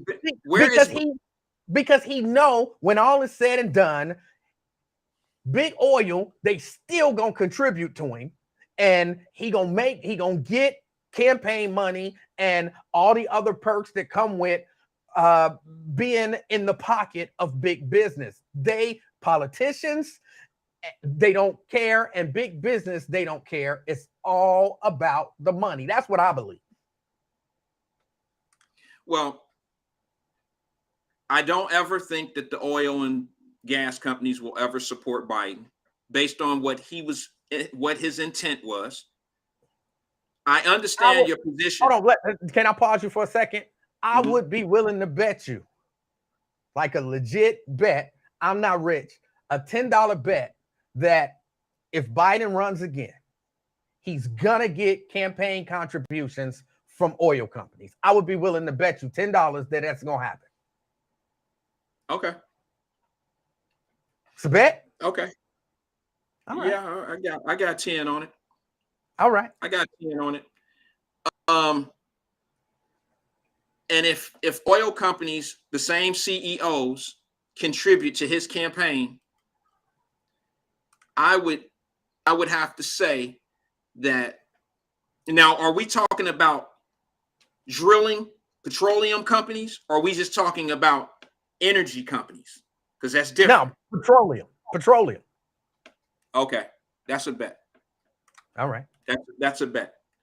And that's my time, bro. I gotta go. I hear people in the house coming in, and my wife is gonna kill me because that grill is not hot yet. Bro, go fire up that fake grill and make some gas ribs. Gas ribs? It's a gas grill. You're gonna throw some ribs on there, right? My sister-in-law, I believe, already brought the ribs in, so those are gonna be charcoal. So, hey, I appreciate y'all having me today. Why I gotta go. Look, we appreciate y'all from the bottom of our heart, because really, neither of one of us, if I can talk, neither one of us really thought there'd be many people checking us out. We thought we was just gonna have this conversation between the two of us for the most part. So we do appreciate y'all hanging out with us. Appreciate y'all, man. I appreciate all of the family. Thank you, E, for having me again. And I love the fact that we can have dialect. That's the whole part. And maybe we'll do this again next Monday. We'll see what happens. Yeah. Oh, wait a minute. You're out of town. That's right. I'm out of town next Monday. I'm out of town. All right. Well, maybe I'll do, Wyatt Live Monday evening at 5:00 instead of, the King and I'll do the best I can. So, let's see if we can get something going. Hey, I appreciate you guys for having us in your homes or your living rooms or wherever the hell you are, at the pool, wherever you are. Appreciate you taking the time. I appreciate all the criticisms. Great call from your caller, Brian. I really appreciate the fact that people can, he was on his circle, very articulate, and he brought it. But when you're going up against a factual speaker, man, I'm only kidding, guys. But I appreciate everybody for having us, man. Thank you for allowing us to come in your home. Thank you. All right. This is us. We out. King and I, baby. Hey, like and share this. Send it to some folks, man. We'll be back again. A holla. All right, E, I'll talk to you, bro.